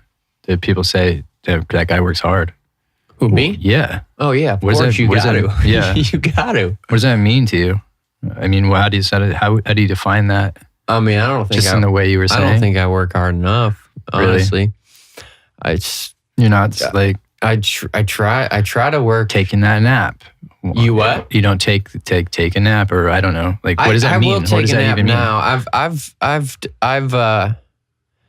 So you were actually you're gonna play guitar for me on the European thing we're gonna do, right? Okay. So that happened. I was going super hard. I wasn't sleeping, no naps, no nothing. I was going all the way, till whatever, 3 or 4 in the morning, and then getting up at like 8 or 9 a.m. the next day, and doing that, and I kept doing it, and I was smoking a lot of cigarettes, I was drinking, whatever, and a lot was going on. It was when I was buying a house, so that was a whole lot of stress, and looking for a house, and then I got that new dog, and that was a thing, and like it was just a whole bunch of shit. And then I got that thing, the Bell's palsy, yeah, I was going to ask where about the stress made my side of my face just like paralyzed. Yeah, scary. Yeah, it was, and it brought me down. It brought me back to reality, and it forced me to stop. I couldn't do anything for 2 or 3 months. You know what I mean? So yeah, that's what getting sick will do to you. Yeah. So then, what I realized is like if I don't take that extra time to like maybe take a nap instead of having another coffee, it's going to catch up to me, and then I'm out for 3 months instead of like that one little 15-minute nap I could have took, every other day or some shit. You know what I mean? So I've tried to learn that like I have to take those breaks to be, it's long-term thinking rather than short-term. You're like, no, get it all done now. And you're not thinking about the long term. But in the long term, when you take that nap or you take that little break, it's going to help you keep going throughout the year. Yeah. And you're not going to have to take 3 fucking months off and just doing nothing. I couldn't do anything to do with music because it stresses me out. You were out. I was out. It was like I was in a coma. It was crazy. And I had just put out a song trying to like get an album ready. Yeah. You know, it was crazy. So you just got that in you where you're just like fucking grinding and you're like every day. Like what were you doing today that you were busy during the day? You got rehearsals or something? Me? Yeah. Oh no, today I was I went hard yesterday. We were rehearsing and I was working. So we're getting ready to do this upcoming tour in September. But no, today I was one of my rest days because I went super hard yesterday. I went from like 9 a.m. to like 2 a.m. yesterday, just working my ass off. And so today I was like, I needed to calm down. Yeah. So I just had this. Cool. I wasn't feeling great either because I hadn't gone, like I had so many coffees yesterday just trying to stay up and finish the shit that I had to finish. And then that fucks you up at night. Especially now because I don't can't sleep. Yeah, and exactly. You start grinding your teeth and shit. Exactly. Yeah. I slept in my bed and then I woke up in the middle of the night and I felt nauseated. And so I went to the couch and I tried sleeping there. And then I woke up again and I was like, maybe I need to eat something. So I had a bowl of cereal and then I went in the other office room and slept on that couch the rest of the night. Because I was just like, maybe it's the bed, maybe it's that I need to eat something. Yeah. But it was just one of those. Can't sleep. Yeah. One of those nights. No, I've always had that too. Because there was a lot going on yesterday because, you know, we're trying to set up this European tour and also trying to set up a Asian tour and get visas situated and, you know, and get the album out to the publicists and all of this stuff that a manager would do. And I don't have a manager anymore. So it's like a lot of paperwork. I call it paperwork, but it's just administrative work. Yeah, exactly. You got to get those ISRC So I was doing that codes on top of practicing. So like we practiced for 4 hours, and I'm like in between like trying to respond to these emails and you know, trying to get Edgar to help with that stuff. Oh God, who likes doing that stuff? I can't. I mean, nobody likes doing it. You know, some people like doing it. Edgar says he likes to do it. Oh, really? Like submitting ISRC codes and like updating all that shit. fucking, you know, like sending people promo photos and approving artwork. Oh yeah, and also yesterday I was approving these designs for merch. We got this embroidery of the logo on the front of the shirt. It's amazing. It's the embroidery that like sticks up. Okay. So it kind of bulks out. Mm-hmm. It's amazing. So I was finalizing that. He still has to send me the picture because we had to put it down a little bit because it was kind of too high. But I'm excited. It's a yellow shirt with like the logo big here embroidered. It's awesome. I'm excited. The horsey logo or the horsey logo with the JMSN and it says that's Detroit a good one. Under it. Yeah, that's a good one. Did you make that? It's me on the horse, but I didn't make it. Sebastian, you know Sebastian. Yeah. He took the picture of me. I was sitting on a chair doing that. And then Adam put the horse in there and silhouetted it. Yeah. So it was a group effort. Cool. Yeah.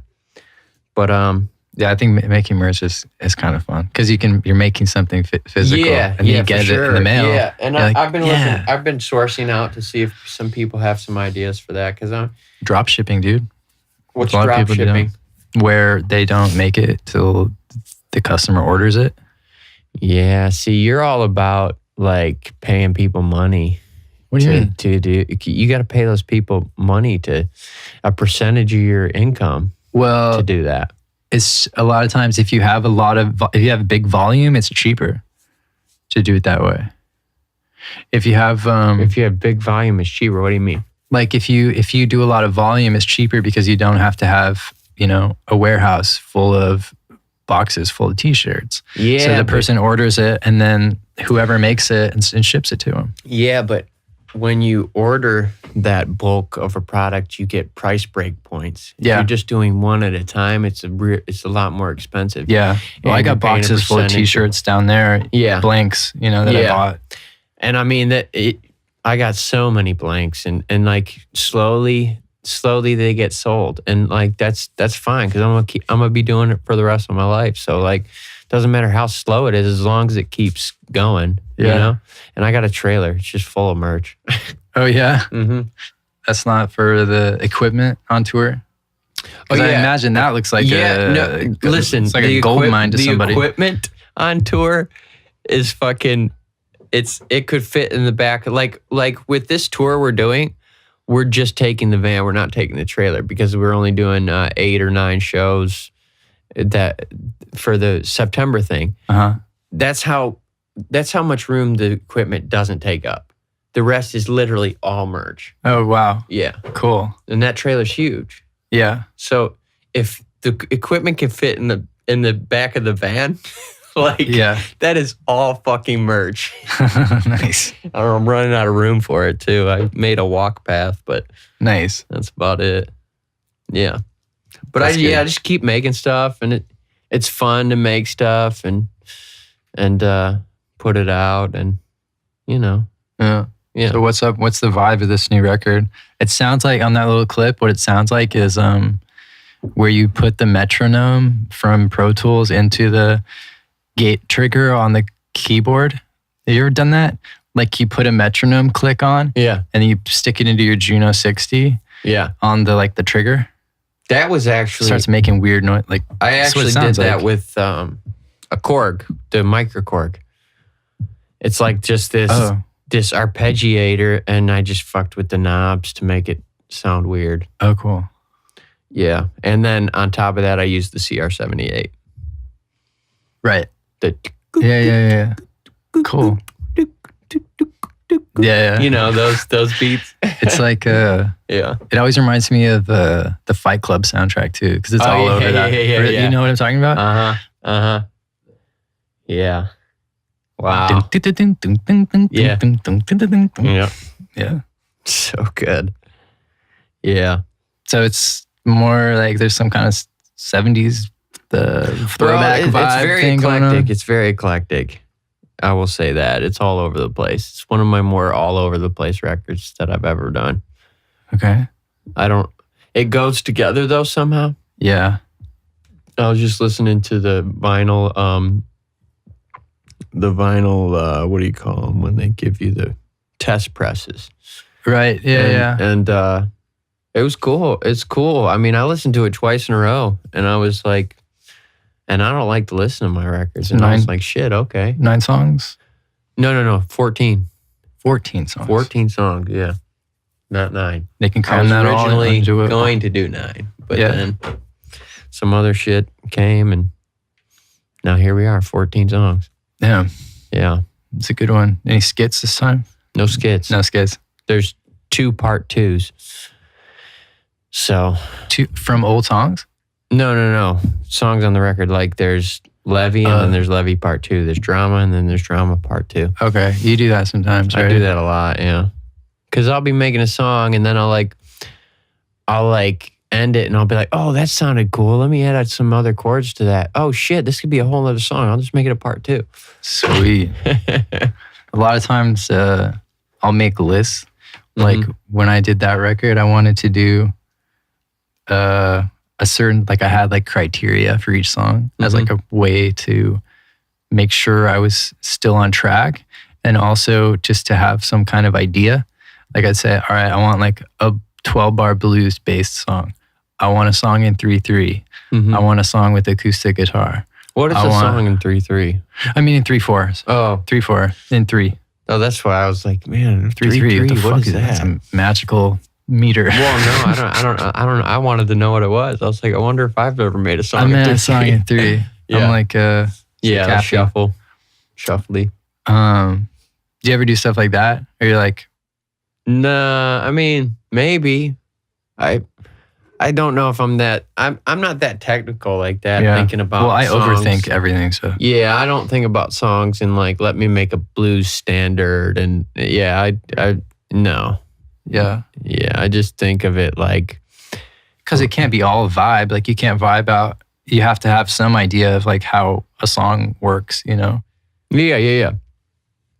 For sure. I mean, yeah, I feel like a song's, it's a wave, and you have to ride the wave, and it'll take you different places and all that shit, and you coast onto the shore. Yeah, it's the end. It's the beginning, middle, and end. It's just let me coast to the shore. Wow. It's an aquatic metaphor. Yeah, I guess.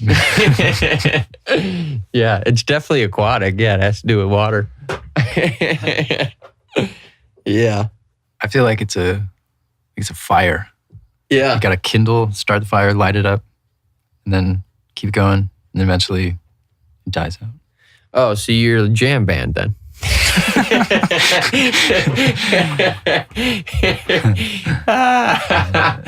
We're just jamming, we're jamming. Oh shit.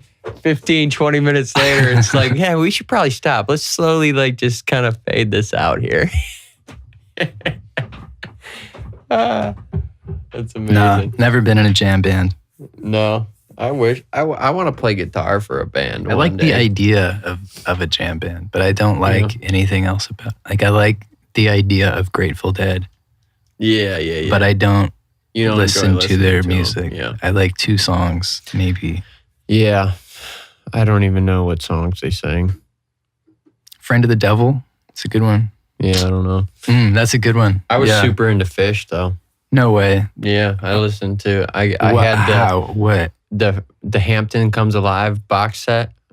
I had the whole thing. Wow. Live album. Getting nerdy over here, Christian. Disc. Yeah. You want me to cut this part out? No. I don't know. My passwords were Fish for the longest time. PHISH. Yeah. You smoking a lot of weed or what? No, I wasn't. You don't smoking strike any me weed. as like that as a Fish fan. No, I don't know. It was a phase that I went through. I loved Fish. Wow. I can still listen to some of them songs like "Your head and feet of mangoes." You're gonna be a genius anyway. He was sick at the guitar. Like wow. When they're all fucking playing with the.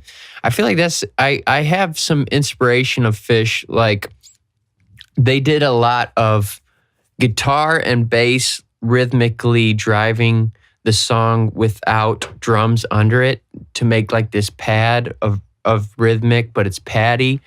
Like where the bass is moving and the guitar is moving, and they're kind of they're not moving exactly the same. They're playing off each other, and it's making this pad, this wave of sound that you're on this the cloud. Rhythm section is. Yeah. No, the what? The rhythm section is. You're saying that, or the whole bass band and the guitar. is. No, I'm saying just the bass and guitar playing by themselves. Okay. And they're making like this cloud of it's a rhythmic cloud that's kind of moving. Yeah. But it's not there's no like driving beat under it. And I feel like I got a lot of that from Fish. Wow. They do that a lot. I haven't even tried to get into Fish. Yeah. I mean, I gotta do it now. They don't do it like my version of it is a lot different. Yeah. But yeah, they have those parts. Like I just think about that song, and it's like, and the bass is like, and then they're like kind of playing, and it's like, oh shit, it's like. I feel like there should be a fucking cowbell coming in and shit. Yeah. It's like it's those things. What record? What record should I listen to? I don't know what song. I don't know what record that one's on. I just listen. If you're gonna listen to Fish, listen to live albums. Their recording sucked. Really? Yeah. That's part of the jam band. The jam band Bible, thing is, right? Yeah, live. Yeah, because that's the why Grateful they had Dead, the fucking 6-8 piece box set that I had. We would just pick which CD we wanted to put in. And look, Grateful Dead, the highest grossing touring, I think, band ever. Really? Or there's some record there. Yeah. I don't know what it is, but there's some record there. That's crazy. Yeah. Something about the jam bands.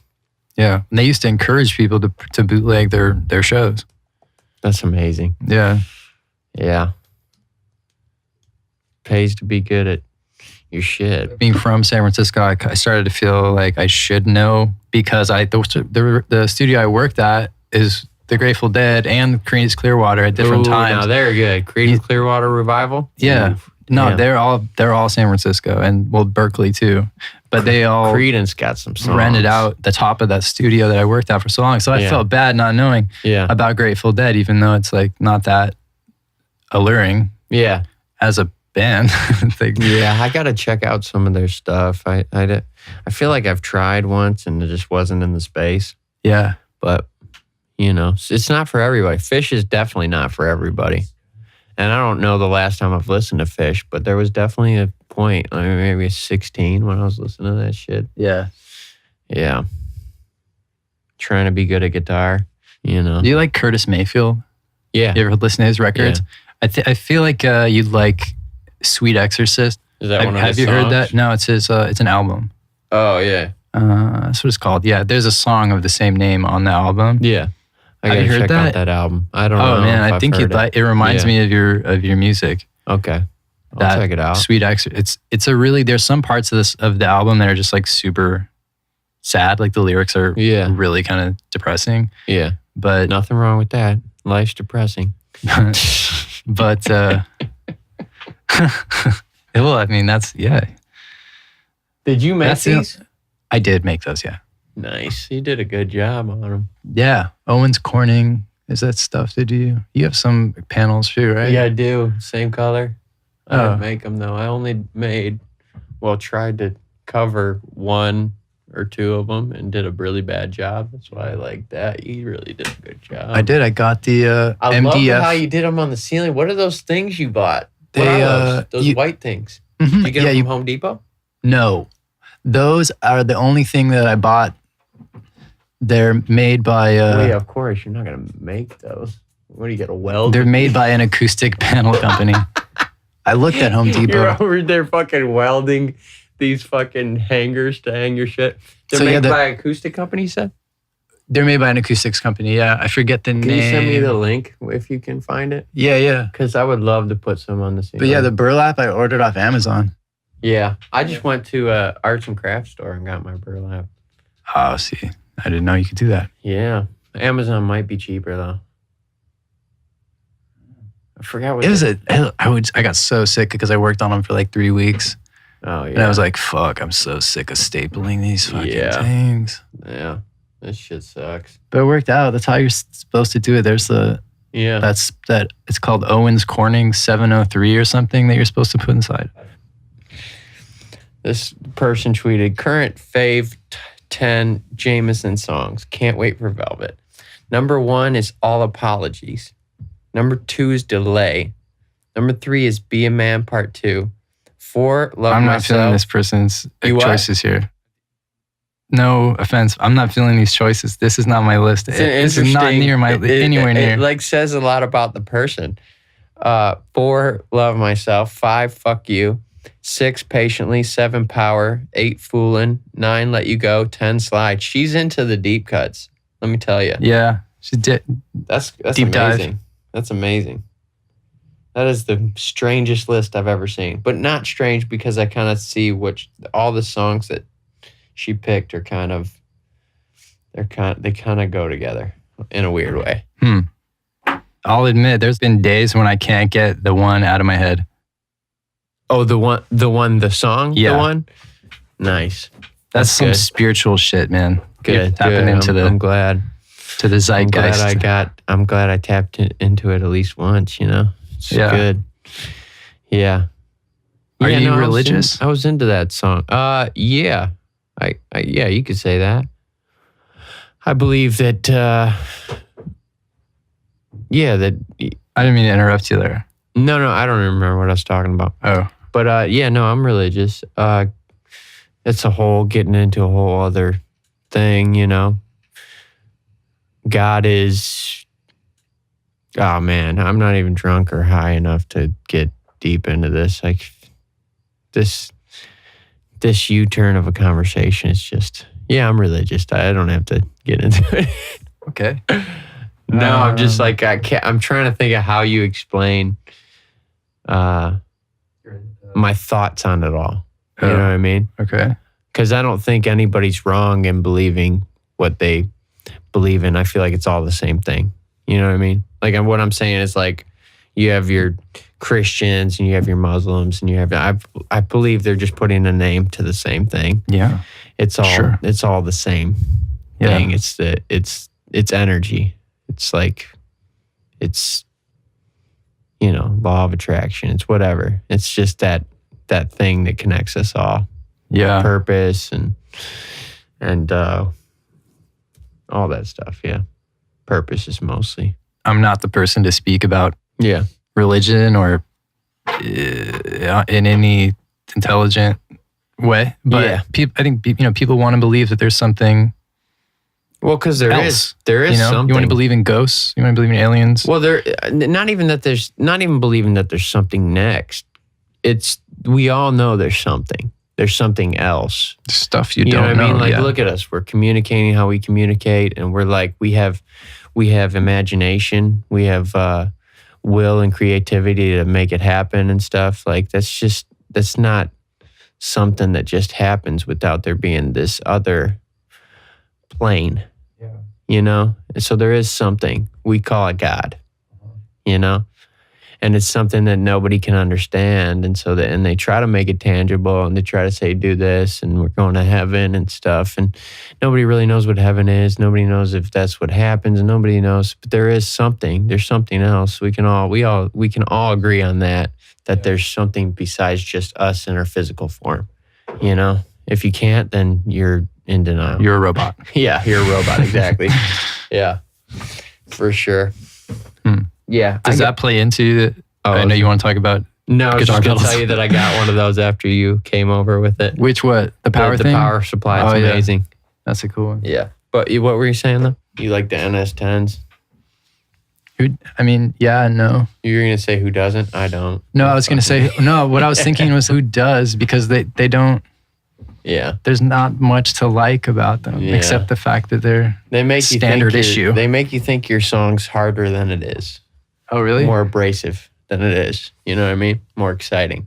Really? Yeah. I don't know. Because they're rocking speakers in the mid-range. Yeah. So they make you think that it's very rockin' mix. Yeah. And then you listen to it on a normal speaker and you're like, what the fuck happened? Really? That's what I've got from them. Yeah, for sure. Okay. Well, I'll have to bring a song over to your studio and... Yeah. You've never tested your mixes on different speakers? No, I have. Yeah. Oh, okay. No, we did. Yeah. I was like, whoa, that's a step you got to get into your mixing strategy. No, yeah. No, like that record, I would bring them to the studio. Yeah. And then Brian would mix them there. Yeah. And they had an SSL J series, one of those just crazy, $500,000 consoles. Yeah. So, okay. So does the religious stuff play into your like music stuff at all? Yeah. It plays into my life. It plays into yeah, of course. Of course. Just me trying to figure it all out all the time, Yeah. What was it? That line in Slide, there's a ring of fire around me and God gave me time, so I got to find my way. That's tough, man. That's a tough line. Yeah, I like that song. That's one of my, it's probably. Mama, been on a long time. Yeah. The harmonies on the chorus are sick. Harmonies. Oh, yeah. Just a 2-part, right? Yeah. Yeah, it's that's a classic harmony, just the one extra high part on the second half of the chorus. So good. Yeah, no, it's good. No, it's classic. No, that's one of my favorites. Really? You have a lot of material out too. I do. Yeah. Yeah. Yeah. How often do you get a song out? How often do you finish or start a new one? Well, since I've stopped recording, it just depends on the time. Since I finished this last album, I started 7 or 8 ideas. I finished 1 song, which that's a lot. That's pretty fast to finish 1 song. But and then I started a bunch of other ones that I kind of like the ideas for them, and I'll maybe have a melody. I'll maybe have a melody and a lyric on one part of it. I'll maybe have just an instrumental and just like a melody idea for just a couple spots. But, all the other stuff is just ideas. Yeah. still trying to figure out exactly what I want to do. Like I said earlier, with the foundation, you know. Yeah, I think slide, and then like the slow jams, like Foolin'. Yeah. With those, like, you like the ninth, then, or the major seventh chords. Yeah. You throw those in there. I don't know what that means, You don't know? but I mean, I know what a major 7 chord is. Yeah, you do that a lot. I get, because It's it's 1, 3, 5, and then a 7 right before that 8, which is the octave, right? Yeah, Is that what it's the high 7. Yeah. Not the low, which is the but dominant. when I'm doing, I know what that means and stuff, and I know what a 9th means and 11th means, but when I'm making the music, I have no idea what the chords are that I'm playing. Oh yeah, I'm just playing them. do you work it out? The answer is probably there's no set way, but do you work them out? Ever just do a song just piano or just guitar? Yeah, oh yeah, Is it like of a course. lot? You do? Of course, yeah. I have a voice note on here of a song that so I've written 2 songs because I have one on my voice note. I full out wrote it just on guitar and like recorded the whole thing on a voice note, and I haven't even recorded it on the computer yet. You know, so yeah, of course. And like piano's a little harder because I'm not great at it, but like a song like "Foolin'," yeah, I played that. I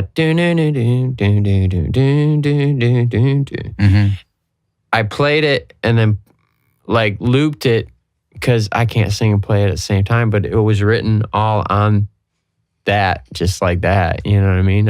A lot of songs are like that.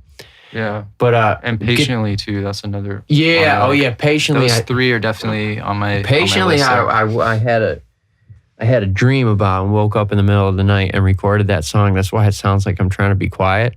It's really funny. It was like the middle of the night I recorded it, and I don't even know why, because nobody was. I lived by myself. For some reason, I was just like maybe thinking my neighbors were gonna hear me or some shit. Yeah. But yeah, you can tell, and like I kept it like that too. I like got on my Rhodes. I played it super low. It was super low, and then I just sang it, and I did it in like 15, 20 minutes, and then I went back to sleep. Wow, that's cool. Yeah, and I just kept it, and I was gonna re-sing it, but I was like, you know what? That it would lose the feeling that it has, you know? Yeah. That just waking up and like singing it super soft and not over singing anything, because it was more about the words than it is my singing. Yeah. You know, so I kept it like that, really, really raw. I didn't put any effects on the voice or anything. I just kept it super raw. I didn't put any effects on the Rhodes. Yeah. Literally Rhodes, bass, drums, vocal, and that's it. I don't even know if there's harmonies or anything. I don't think there is. No, I think those a lot of times are the strongest songs that can stand on their own. Yeah, for sure. So yeah, definitely songs are written like that for sure. Yeah. I don't know if I could play Patiently now. I totally forgot how to play it, but I can hear it in my head. I figured it out with the. Oh yeah. It's like it's the.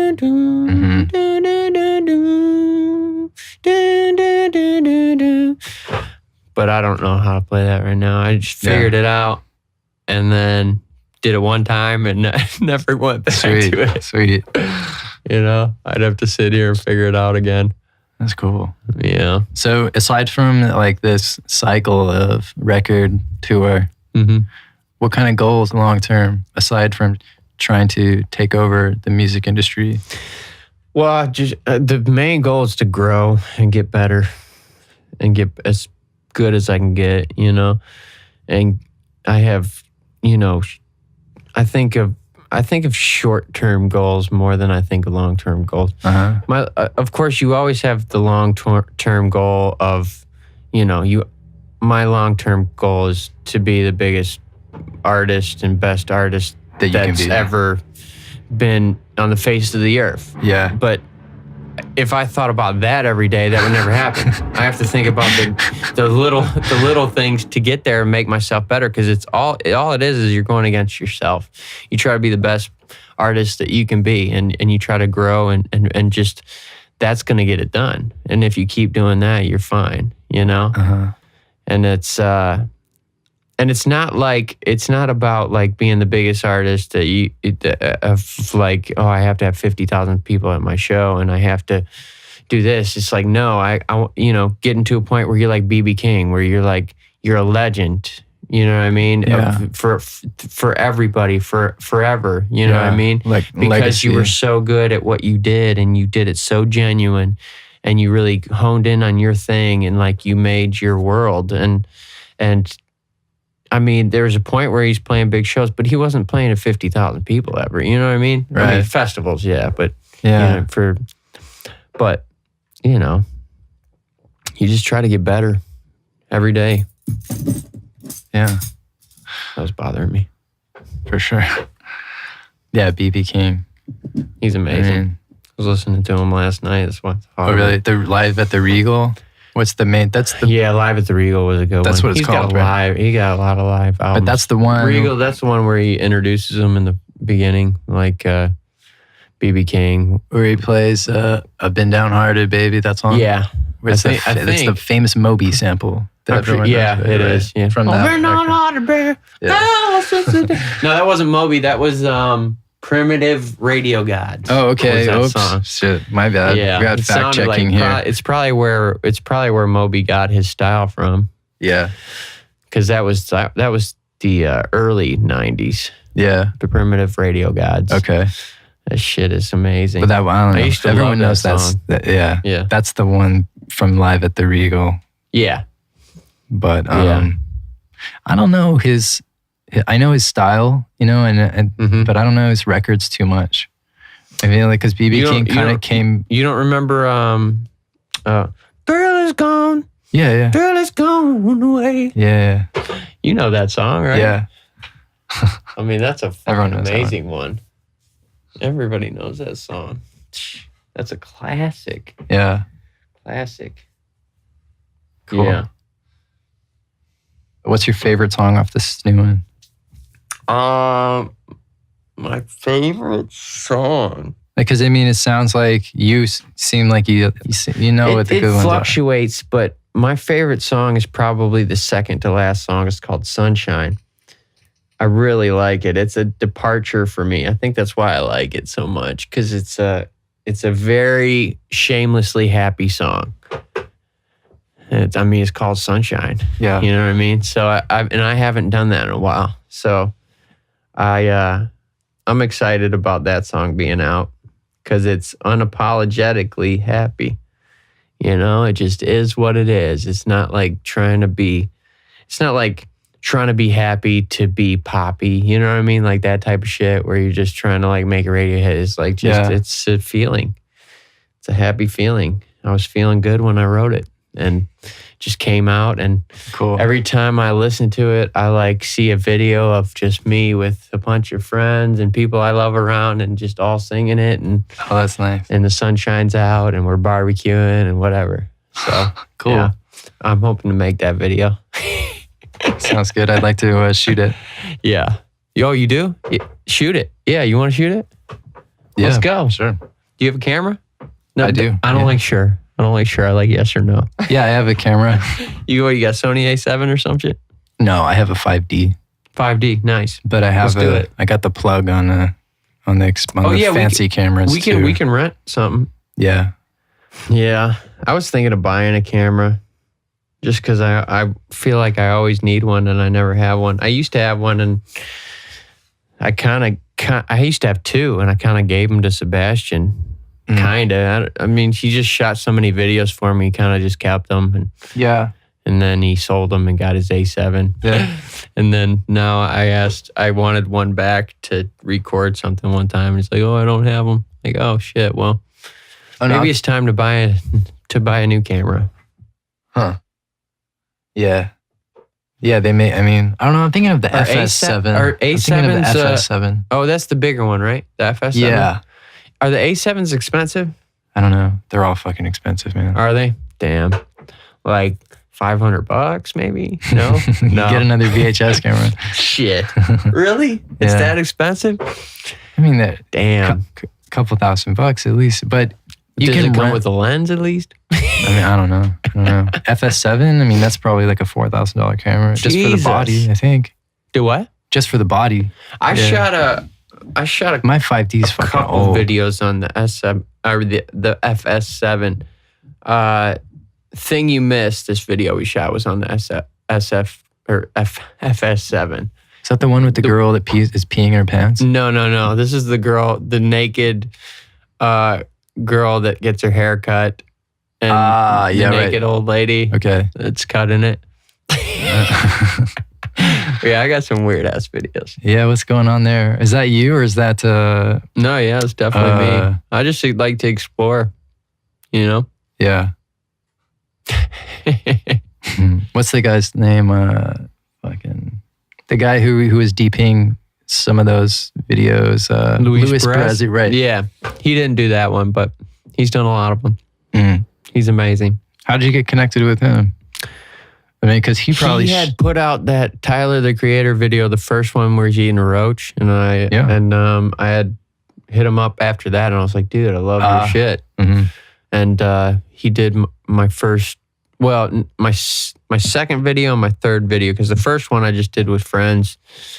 And he did the second and the third video, and he did an amazing job with no budget. I mean, the first one, I think I spent $200 on the Alone video just for the hotel room, you know? Mm-hmm. And the second one, something, I spent a little more money on that for the, you know, with the octopus and the kids and the tub and all that shit. But he did a great job, and those were both on Canon's 5Ds. Yeah.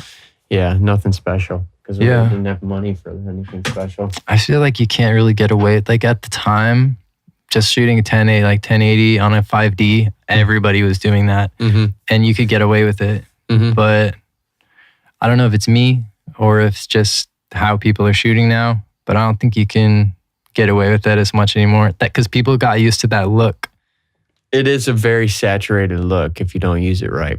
Yeah. But if you know what you're doing, you can be fine with it. It's a lot to do with lighting. Like Luis can make anything look good. Oh, I know. Yeah. So it depends on how you're using it. But it does have a style for sure. But you can make anything work, you know? Just depends on what you're making is genuine. It doesn't matter what you shot it on. People are shooting videos on iPhones. I got to hear the song though. Oh yeah. I got to show you the song. You gonna tour these songs? You're rehearsing them? Yeah. Oh yeah. We're learning them. They're fun to learn. Oh, that just reminds me. That Sunshine song is one of my favorites, but my favorite on the record is this song called Inferno. It's my favorite by far. Mm-hmm. I just reminded because we were learning it to play it live, and it sounds fucking amazing. Nice. That's my favorite because it's definitely some shit that I've never ever done before. It's crazy. That sounds great. Yeah. I thought some of the songs on that were like a departure. Yeah. With the acoustic guitar and stuff. Yeah. I mean, every record, I'm hoping for it to be a departure from what I've done before because I've already done what I've done before. And for sure. And that's done. I want to move on, you know, and get better. Cool, man. And hopefully, as we go, I can incorporate all the elements of everything. Yeah. You know? You've done some, I mean, I've seen old footage of you like playing with strings live, like string sections. Yeah. I mean, it takes a lot of confidence, really. Well, I mean, just takes a lot of favors. Yeah. Yeah, especially when you don't have any money. And all the strings and stuff you get the musicians to come in and play it. Oh yeah, for the recordings? Yeah. Yeah. I got a couple different people that I hit up. I've used this girl, Nora, for this record. She's done a lot of songs. But yeah, there's nothing like real strings. Right. So you can't recreate that. Yeah.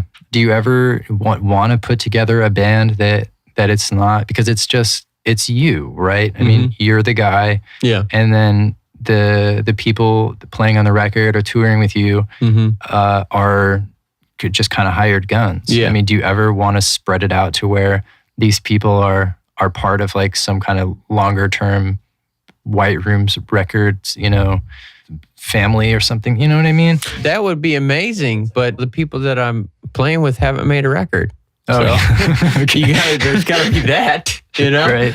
I mean, if somebody I'm playing with came with a record and wanted to put it out with me, of course I would do it. What the fuck? Why not? But I mean, they just got to do that. Yeah. You know what I mean? And they got to, make it as good as they can. And, a lot of things need to happen for that to happen. I'm not against that at all, for sure. That would be amazing. I would love to have that. So is it the same Andrew and Taki? No, it's not. It's two dudes. Two different people. Yeah. Where do you find them? Just through, like, the drummer, I actually was friends with Andrew, and the bass player was friends with this other guitar player I knew or something.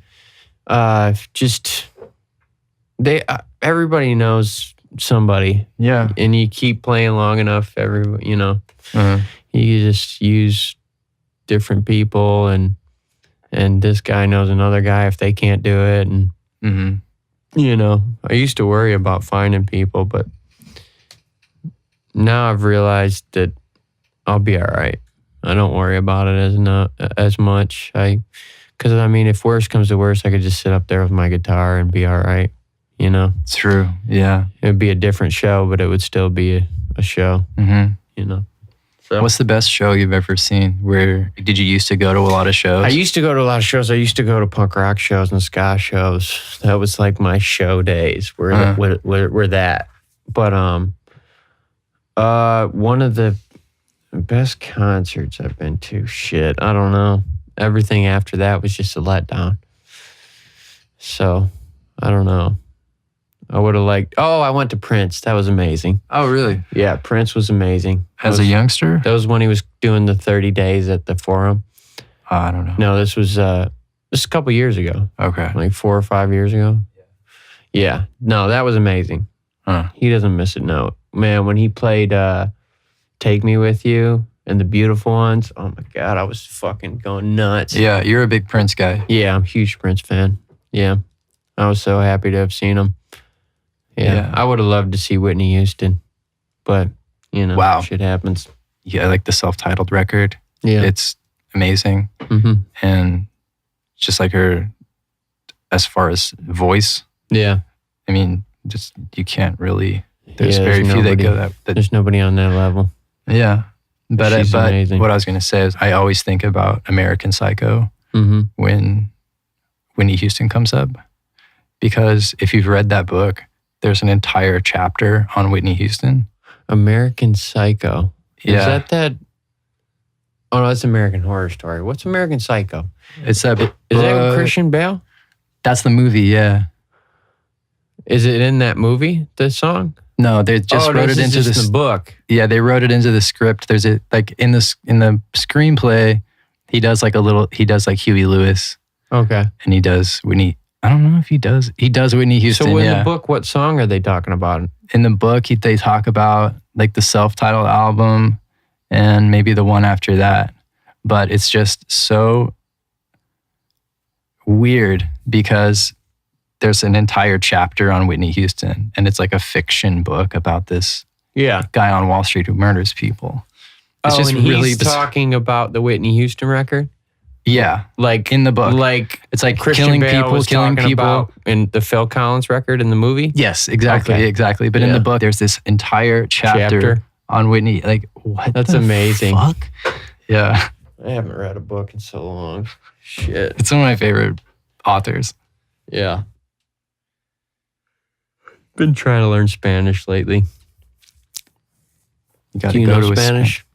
I used to go to Mexico and Costa Rica a lot. Yeah. So when I was younger, I could get by, but not anymore. Yeah.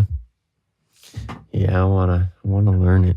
You got to go somewhere where they speak it, That's the best way to learn it. Yeah, that's what everybody says, but I still want to learn it first and then do that. Otherwise I'll have no fucking idea what anybody's saying. You know, I feel like you have to have some kind of basis first and then go there. Yeah. You know, and hear people use it in sentences. Be like, oh, I know that word. Now, what was the other one they used with it? Or, you know? Yeah. Yeah, it just feels weird when you're not around people that are are speaking it, you know? I want to move to Mexico. You do? What part? I have a friend who lives Mexico in City, at least for a little bit. That sounds rad, dude. Yeah, Alexa and I are going to do it. That's what I was going to say is you got to date someone who's Spanish speaking. Oh, yeah. It was her idea, and I'm so down. That sounds so rad. Yeah. It's like... Just Airbnb our place and just disappear for a couple months or however long. I don't know. It's like I saw something on Billy the Kid. And he was like, really, he always had Hispanic girlfriends. Mm-hmm. You know, like the cowboy guy. And he was like all about the Hispanic guy, yeah, with the Mexican girlfriends. Yeah. He's all about the Latinas. Yeah. And the Latina ladies loved him. Yeah. So that's what it said in this little... Yeah, I guess I'm the cowboy in this, huh? I'm trying to learn some Spanish. Yeah. Well, I Get mean, some Espanol in there. No hablas español. Hasta mañana, broski. I don't know if they say broski. That was some girl. I was in K-Town at the post office and some lady called me cabron. She called me a fucking cabron. What is that again? It's like dumbass. Oh, yeah. And I forgot what that meant. And puta.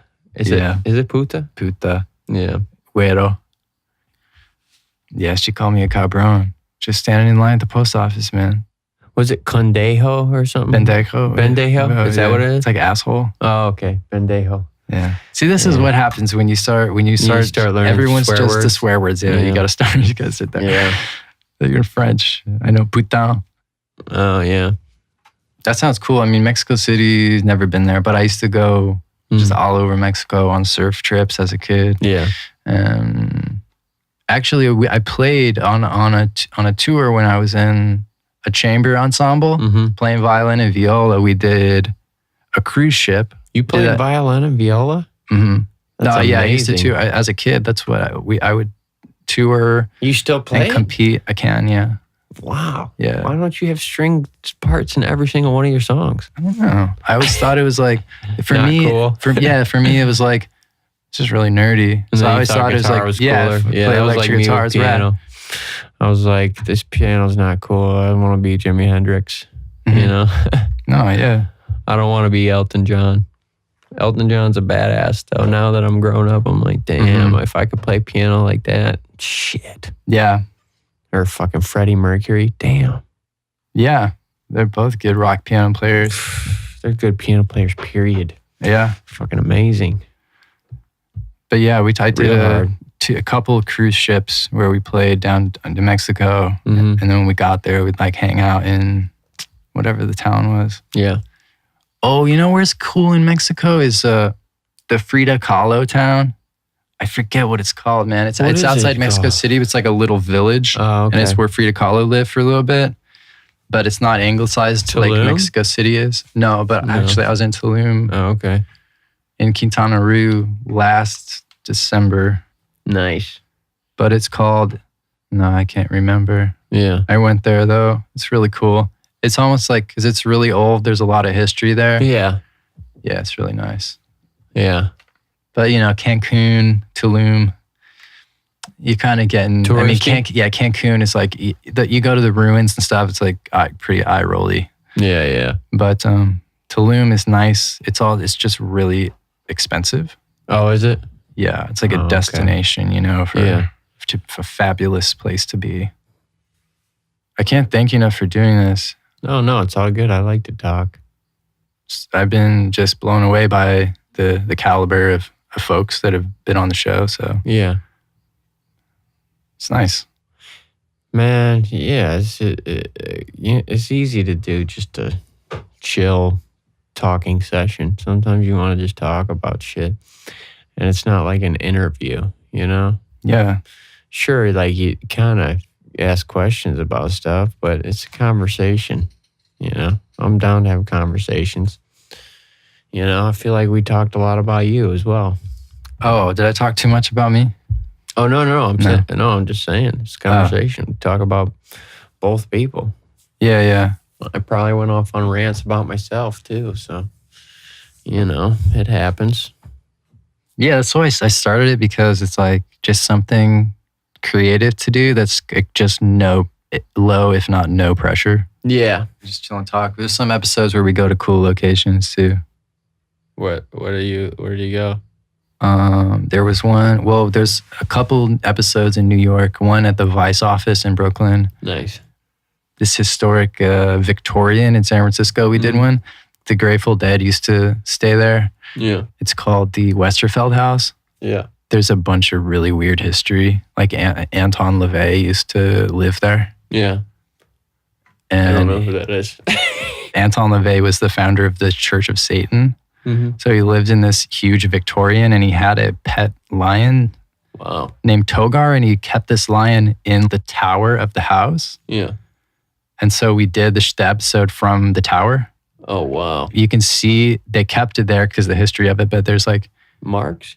Right, there's marks. Yeah. Oh, wow. Did you know that? Or, no, yeah, there's lion claw marks. Yeah, I mean, I would assume like you're not just gonna sit there and do nothing, like all soft. Oh, I'm a lion. Oh, printing. Yeah. It's like, no, man, you're fucking he's probably trying to figure out ways to get out of that thing. Fucking clawing at everything. Yeah. Like a cat playing with the yarn ball, but it's a big fucking cat. Crazy. Yeah, I guess the guy was a lion tamer before he was a Satanist. Yeah. Kind of awesome. A religious figure. Awesome. All right. Thanks again, Christian. Oh, yeah, no problem. All right, dude. Hey, thank you so much. Thank you. You've been listening to the Cameron Adair podcast made by me, Cameron Adair. Thanks to Christian, most everything Jameson can be found at iamjameson.com. That's IAMJMSN. This show is now at podcast.cameronadair.com, where you can find links to Patreon and everywhere else it exists. If you enjoyed the show, throw $1 down at patreon.com/Cameron_Adair. We can't make the show without all the awesome supporters on there, and we really appreciate you guys. And as always, thanks for listening.